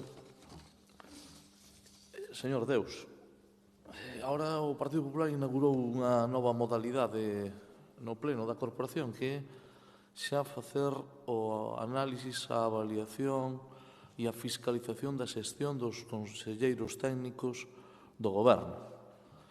Digo que, bueno, discurren por un carril, en fin, a verdade que eu creo que queda bastante retratado vostede falando deste tipo de cuestións, non? Digo que queda retratado porque creo que é esperpéntico, é dicir, a súa intervención creo que, en fin, creo que será bastante recordada, porque creo que se pode falar de moitas cousas. Agora, en fin, xa no nivel de chascarrillo chegar ata aquí, eu creo que perde vostede seriedade e perde todo. En calquera caso, a mí gustaríame preguntarlle cando teñen previsto que poña a Xunta de Galicia os recursos necesarios para saldar a débeda coa Orquestra Sinfónica. Pregúntollo con moita frecuencia. Ainda non vin nunca que levantaran a voz para decir, oiga, é que deben os... Sabe, non é? Sábeno perfectamente. E saben por que dende o ano 79 das primeiras eleccións municipais ata o día de hoxe só estuveron 4 anos gobernando? Precisamente por iso. Porque vostedes, entre elixir, pedirlle á Xunta de Galicia que cumpla coa cidade ou baixar a orella e que don Alberto Núñez Feijóo neste caso lles pase a man polo lombo, prefiren que lles pasen a man polo lombo. Ese é o problema, señor Deus. Pero podemos seguir preguntando cal é a inversión relacionada co Xacobeo nesta cidade, porque somos galegos e galegas tamén, señor Deus. Pódenoslo contar? Eu creo que se pode pedir e se pode exixir máis. Pero se alguén, e máis neste ano, desbloqueou investimentos claves para esta cidade, foi a nosa alcaldesa. A vostedes non lle gusta. Claro, non lle gusta que se reúna co alcalde de Vigo, ou co de Santiago, ou co de Ferrol, ou coa de Lugo, co de Vilagarcía. Non lle gusta. E que non se pode reunir con o alcalde do Partido Popular de ninguna desas cidades porque non o hai, señor Deus. Non o hai. Entonces, mire, este é o ano no que se conseguiu o financiamento para o tren a Punta Langosteira. É o ano no que se conseguiu poñer en marcha a intermodal. É o ano no que por fin se adxudicou o dragado da Ría. En fin, é o ano no que o Estado confirma investimentos nesta cidade que superan os 300 millóns de euros. E a min me produce certa perplexidade que o digan así, con todo o descaro, que veñan aquí a facer esta intervención e que non se poñan colorados, Estuveron gobernando con Mariano Rajoy ao frente e Cristóbal Montoro, e, en fin, permítame que non relate a todos os ministros. E cal foi o compromiso coa cidade da Coruña? De verdade que poden ter tanto coajo para vir a decir eso, sí. Pero, mire, que é o que fixeron para poñer en marcha o vial 18 ou a cuarta ronda? Ah, non, que a cuarta ronda non estaban a favor. Perdón que non me acordaba. Ou xa están a favor, ou só nos días pares, porque nos días impares non están a favor. Sí, de que se sorprende. Oiga, a anterior voceira do seu grupo manifestou que non estaba de acordo ca cuarta ronda. Señor Deus, pero se vostede xa interviu, Vostede xa interviu.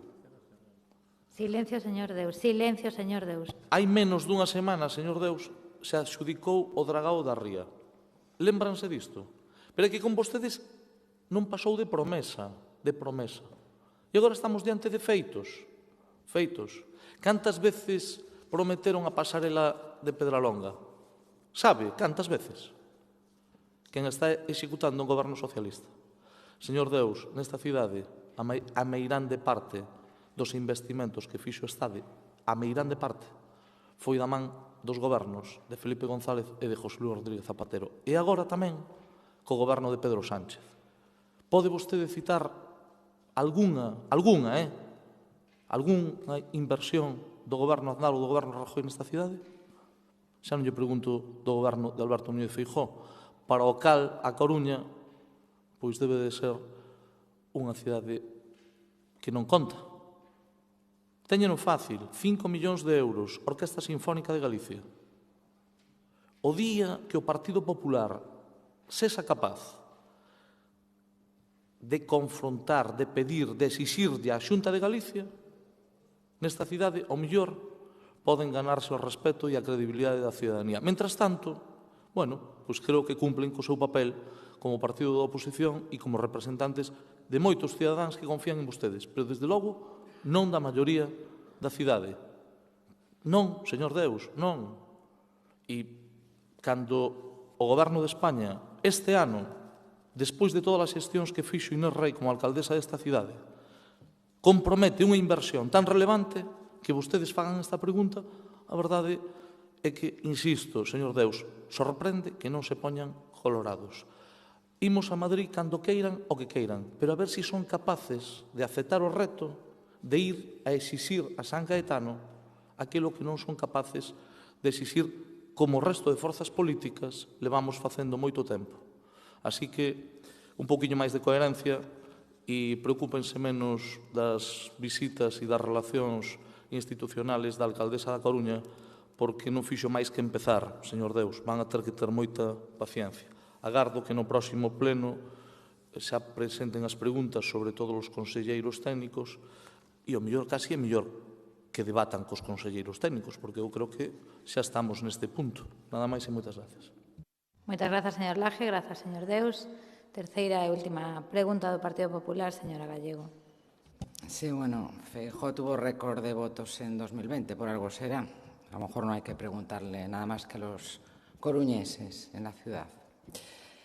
A ver si ahora se pone colorado, señor Laje. ¿Por qué el Gobierno municipal no facilitó el expediente completo del concurso para cubrir el puesto de jefatura de servicio de seguridad ciudadana hasta después de finalizar el plazo para recurrir el nombramiento al participante que lo solicitó y tuvo que acudir a la valedora do Pobo, quien le dio la razón?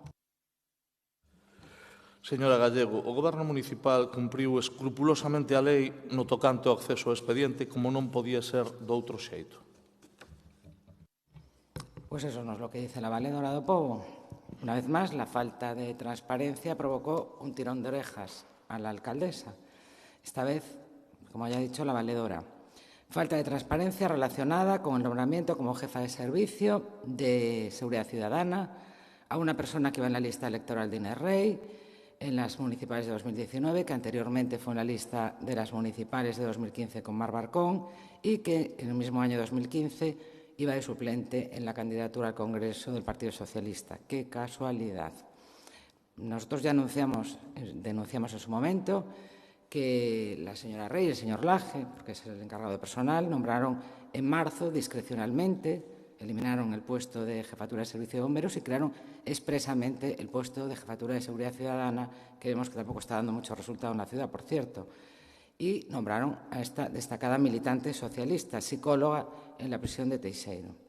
Y esto por encima de un intendente de la Policía Municipal coruñesa con 40 años de experiencia, que fue jefe de la Policía Local en Oleiros y que creó la agrupación de voluntarios de protección civil en el mismo ayuntamiento. Este intendente presentó en dos ocasiones, el 24 de marzo y el 9 de abril, escritos en el registro municipal solicitando la documentación del expediente para poder formular su recurso con todas las garantías.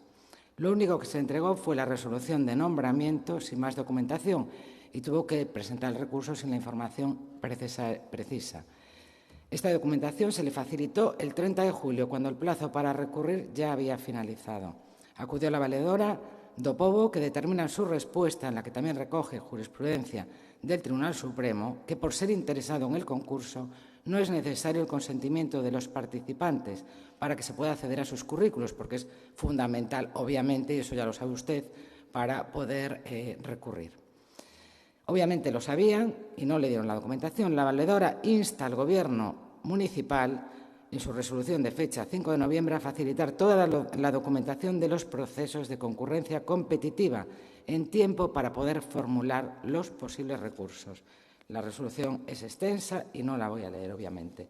Es una persona que pide la documentación de un proceso de selección al que se ha presentado para recurrir con las garantías y no se le facilita para que el plazo siga corriendo y no tenga toda la información del expediente. Los méritos de esta persona, yo que he visto el expediente, le garantizo que son bastante inferiores a los que tiene este intendente de la Policía Local. Hoy convocan, por cierto, otra jefatura de servicio de concesiones y patrimonio en comisión de servicios con 5 días de plazo, todo en comisión de servicios, y sin resolver los concursos anteriores. Bueno, esta falta de transparencia sucede en muchos otros casos. Pasó también en un escaño ciudadano en este pleno a otra persona en relación con la misma plaza, una persona que se había presentado también al proceso de jefatura de servicio de seguridad ciudadana y no la dejaron hablar porque, bueno, no querían escuchar. Esta persona quería pedir explicaciones sobre el nombramiento, censuraron su participación, no admiten las enmiendas de la oposición o en el funcionamiento de las redes sociales municipales. Los plenos, concretamente, parecen un monólogo del partido del Gobierno, porque la oposición ni aparece. El último episodio, que ya comenté esta mañana, gravísimo, ha sido impedir por primera vez en la historia de este ayuntamiento que el personal eventual de la oposición, seguimos hablando de personal eventual, pues tenga acceso a las resoluciones y a los decretos para facilitar a los concejales nuestra labor como oposición. Yo solo espero, y lo vamos a pedir por escrito, que el señor Martínez, que se empeñó en presidir la Comisión de Transparencia y no la convoca, está otras cosas, la convoque a la mayor brevedad para poder aclarar todos estos asuntos. Lo pediremos por escrito, señor Martínez, pero bueno, vemos que ha perdido últimamente el interés porque ahora lleva la batuta del Gobierno municipal. Nada más y muchas gracias.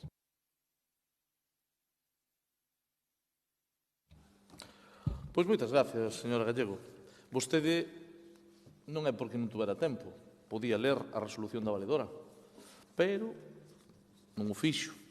Eu sí, eu vou na ler, señora Gallego, porque entre o que vostede di e o que di a resolución da valedora só hai unha forma de resolver se o que dice vostede é así ou lendo o que dice a valedora, non o que di vostede que dice a valedora. O que pasa é que vostede pensa que por repetir unha mentira van a facer que sexa verdade. O Goberno non só facilitou o acceso ao expediente que citan e varias veces ao interesado, senón que se entregou unha copia íntegra de dito expediente.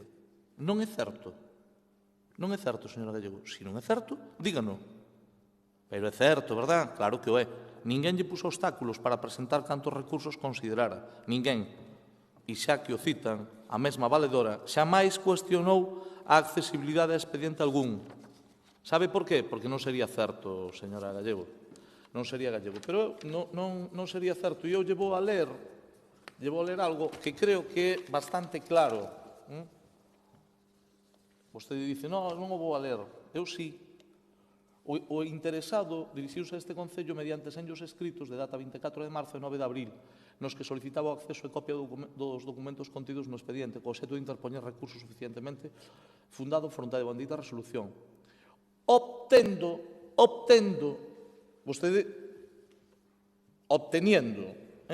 entendo, verdad? O documento no que se motivaba a adxudicación do devandito posto. Quere que falemos de algo máis? Isto é o que dice o escrito da valedora do Pobo. Non se pode... Bueno, pero se vostede xa falou, deixeme falar a min agora, señora Gallego. É dicir, non se pode manipular o que dice unha institución. Señora Gallego, repítollo, quedou claro, verdade? E dice, posteriormente, presentou recurso de reposición fronte á resolución da adxudicación do posto, tal. Bueno, en fin. Señora Gallego, creo que se a valedora do pobo non cuestiona o acceso ao expediente, vostede pode vir aquí xuntou todo. Mira, que me parece máis grave, pero me parece máis grave tamén para vostedes que son unha forza política de goberno, que non son antisistemas, que coñece a administración. Vostede ve algunha irregularidade en que unha persona, por ter un carné dun partido político, poida presentarse a unha praza de libre designación? Sí, vostede sí. Vostede quere actuar de Torquemada porque unha persoa teña o carné do Partido Socialista e que só faltaría que non se pudera presentar. Ou, señora Gallego, de que vai isto? De que vai isto? É que pensa que por eso vai a condicionar algún nomeamento por libre designación? Está moi equivocada. Por certo, dice que se deron 5 días, pero é algo novo? Ou é que as comisións de servicio estánse convocando con 25, 30, 2, 1? Non é a mesma convocatoria? A de todas as convocatorias? As que se lle dá a publicidade correspondente? Sí. A vostede facía de outro xeito? Sí, digo eu como. Sabe como? Sin publicidade. Sabe como facía vostede? Sin publicidade. De que me está falando? Transparencia absoluta. Partido Popular de transparencia non pode dar ninguna lección. Aberto, publicado. E, polo tanto, se hai unha persona, señora Gallego, que é militante do Partido Popular e se presenta a unha plaza e se decide que esa persoa, con méritos, capacidade e competencia, ocupe unha xefatura de servicio neste Concello, como vostede sabe que pasa, pois non hai ningún problema. Ou é cuestionable unha xefa de servicio porque ten o carné do Partido Socialista e outra porque ten o carné do Partido Popular non é? Por favor, un pouco de... Quer dizer, que vostede ten outro nivel para meterse, para enfangarse no barro, para entrar en disputas que en nada afectan o funcionamento ordinario dunha administración. En nada, señora Gallego, en nada.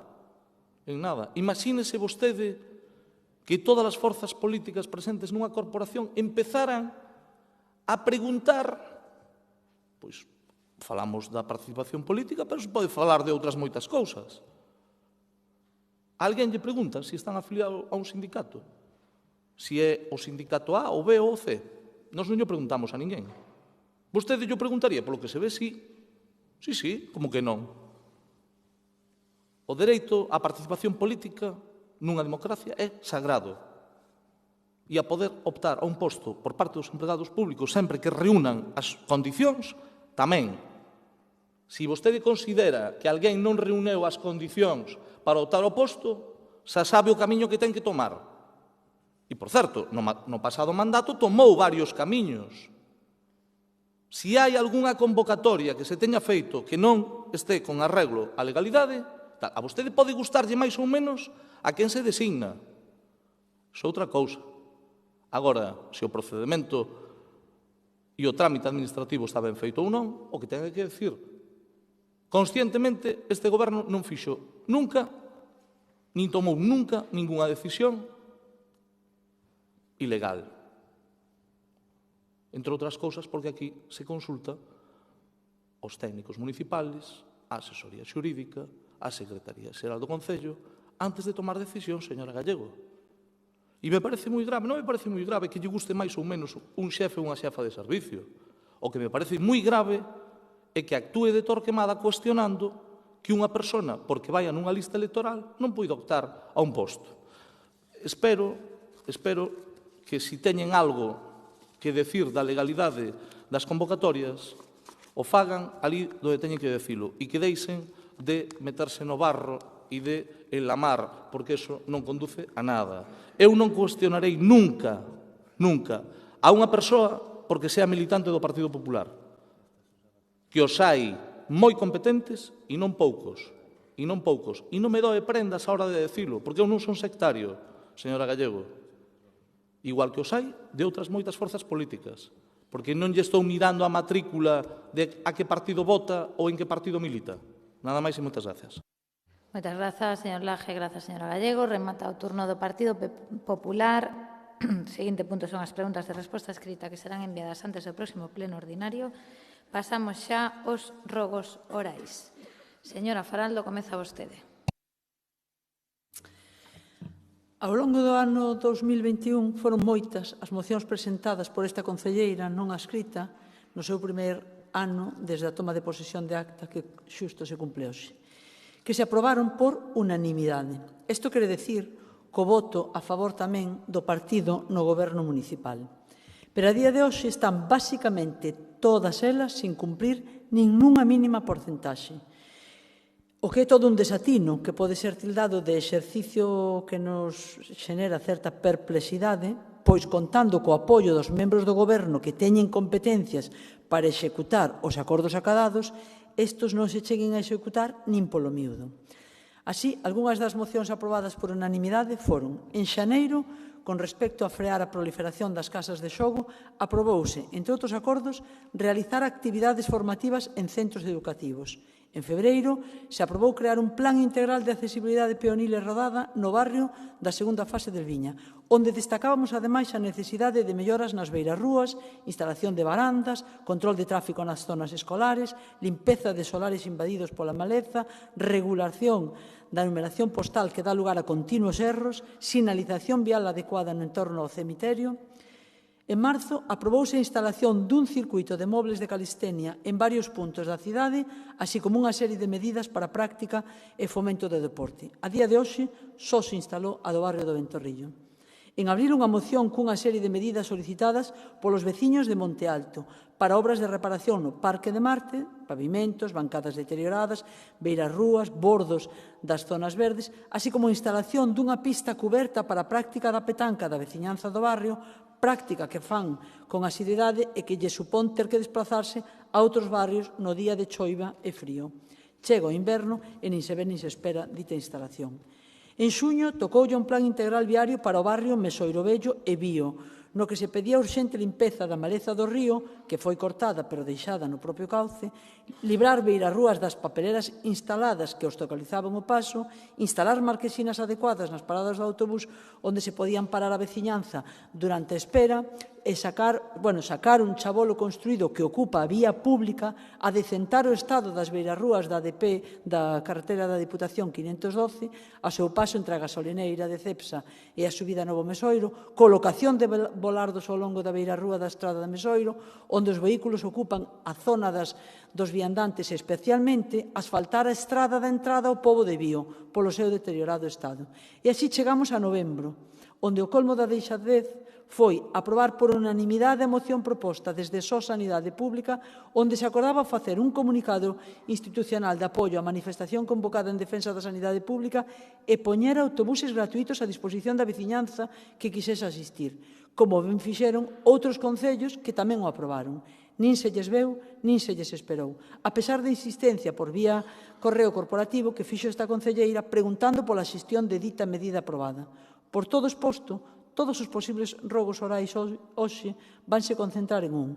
Rogamos ao Goberno municipal cumpra os acordos acadados en pleno, máis cando se aproban, co propio voto favorable da alcaldesa e dos membros do Goberno. Grazas. Grazas, señora Faraldo. Máis que un rogo, era unha moción de mociones. Eran todas xuntas resumidas. Imos permitirlle a licencia porque está de cumpleanos, non? Dixo un ano. Bueno, ben, pois xa resumo das mocións de mocións, pasamos aos rogos erais do Bloque Nacionalista Galego. Grazas.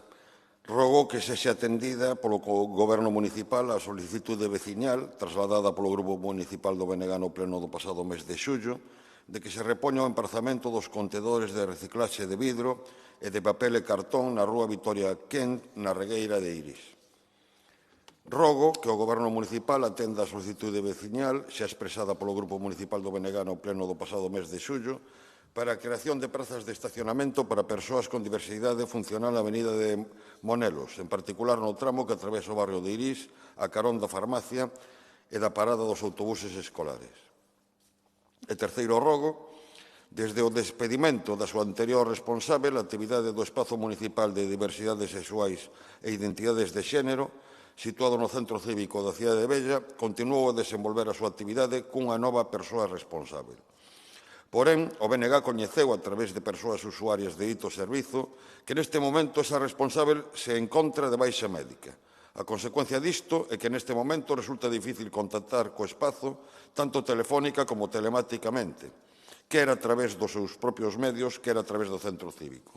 Por todo o exposto, rogo que o Goberno municipal, a través da súa área correspondente, se encargue de facer cumprir a licitación mediante a cal se xestiona o Espazo Municipal de Diversidades Sexuais e Identidades de Xénero, coñecido como Espazo Diverso, nomeadamente no que ten a ver co cumprimento das obrigas de atención ao público, telefónica, telemática e presencialmente, e que dita atención sexa desenvolvida en todo momento por persoal cualificado. Moitas grazas, señor Jorquera. Turno para a Marea Atlántica. Sí, pero imos retirar o rogo, porque realmente era sobre a Policía Local e como hai un principio de acordo co Goberno, o rogo era para que se retomasen as negociacións, así que xa non há lugar. Grazas. Ben, moitas grazas, señora Delso. Turno, entón, para o Partido Popular. El pasado 23 de noviembre, la Asociación Asperga sufrió un accidente fortuito que inutilizó sus instalaciones para el ejercicio de sus actividades. Este fatídico acontecimiento ha sucedido en otras entidades, como la acontecida en Acodi en el mes de mayo del pasado año, consecuencia del mismo problema de inundación de las instalaciones, lo que invalida transitoriamente los locales donde se ubican y que impide su gestión habitual de atención a sus usuarios. Estas circunstancias requieren una solución ágil que permita que de forma transitoria o permanente se facilite a las entidades alternativa de localización para poder continuar prestando sus servicios a los colectivos sensibles a la interrupción de sus terapias. Por todo ello, ruego que se defina un plan de actuaciones que prevea estas situaciones y permita enfrentar este tipo de circunstancias imprevistas en entidades que prestan servicios de carácter sociosanitario, que se ofrezcan alternativas de ubicación a las entidades que han sufrido este tipo de accidentes fortuitos para dar continuidad a sus terapias en tanto no se repara la situación que les dio origen, que se proceda de forma ágil a la reforma de las ubicaciones en las que operan las asociaciones afectadas y, por último, que no se retrase la respuesta a estas situaciones, como ocurre en el caso de Acodi, que lleva una espera de respuesta de 7 meses sin que el Ayuntamiento haya establecido ni siquiera contacto alguno. Desde la Asociación de Vecinos del Barrio de las Flores se ha informado de las múltiples solicitudes que se han realizado durante este mandato para que se incorpore al Barrio de las Flores a la decoración navideña de la ciudad. Es por ello que ruego que se proceda a dar una respuesta a la Asociación de Vecinos a esta demanda reiterada y que se proceda a incorporar a este barrio a la distribución de luces navideñas de la ciudad. Desde la Asociación de Vecinos del Barrio de las Flores se ha advertido al Ayuntamiento en repetidas ocasiones del riesgo que supone la velocidad con la que los vehículos circulan en la ronda de Camilo José Cela a la salida del túnel. En esta zona no existen señales visibles de reducción de velocidad, además de encontrarse muy próxima a un colegio, a un centro de mayores y al centro médico, todos ellos localizaciones que suponen un movimiento importante de peatones de carácter sensible. Las quejas de los representantes del barrio son periódicas, pero las respuestas a las mismas son inexistentes, por lo que los vecinos plantean manifestarse en demanda de una solución para todo ello. Por tanto, ruego que se proceda a dar una respuesta a la Asociación de Vecinos explicando el motivo por el que no se ha prestado atención a estas demandas periódicas y que se proceda de forma ágil a la señalización para la reducción de velocidad a la salida del túnel de la ronda de Camilo José Cela. Desde la Asociación de Vecinos del Barrio del Martinete se han expuesto en varias ocasiones al Ayuntamiento las dificultades, tanto urbanísticas como sociales, de este entorno. En este momento, y consecuencia de las lluvias acaecidas en la última semana, en la calle Manuel Ferrol ha cedido el terreno por acumulación de agua, generando un bache de dimensiones importantes. Hasta este momento, puesto que este problema es recurrente, se resuelve rellenando este socavón con asfalto, lo cual incrementa el problema, puesto que el asfalto se recrece y los terrenos están cada vez más hundidos, ya que sobre esta superficie circulan vehículos. Por todo ello, ruego que se proceda a dar una respuesta a la Asociación de Vecinos explicando el motivo por el que no se ha prestado atención a esta demanda anterior y que se proceda de forma ágil y ajustada a la solución del citado problema en un plazo razonable.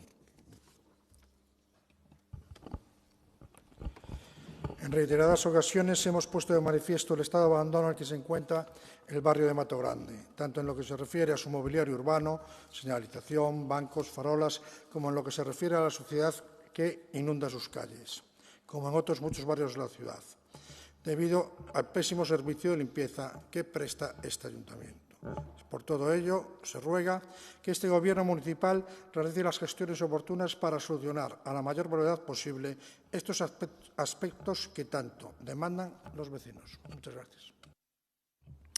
La avenida Alfonso Molina constituye la principal vía de entrada de vehículos en la ciudad, tanto por carretera como por autopista. Por esto es importante mantenerla en un estado de conservación y ornato aceptable.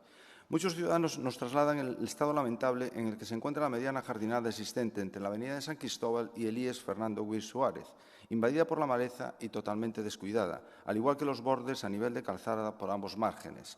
Es por ello que ruego que el Gobierno municipal realice las gestiones oportunas para solucionar a la mayor brevedad posible la limpieza integral de la maleza que ha invadido esta mediana jardinada y de los bordes de la calzada y la reposición del ajardinamiento de la mediana para que presente una imagen saneada de esta vía de entrada en la ciudad y su posterior mantenimiento y cuidado. Gracias, señora alcaldesa. Es un ruego oral relativo a los vestuarios del Polideportivo de Los Rosales.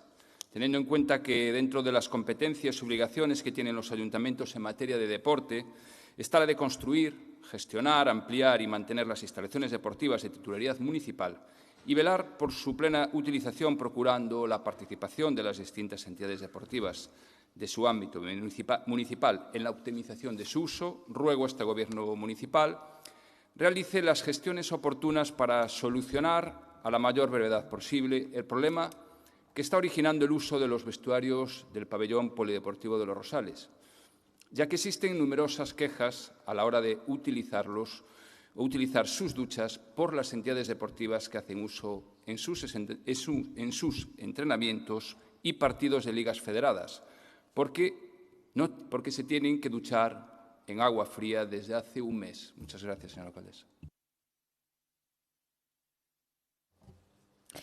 Ben, pois moitas grazas a todos. Non hai escano cidadán.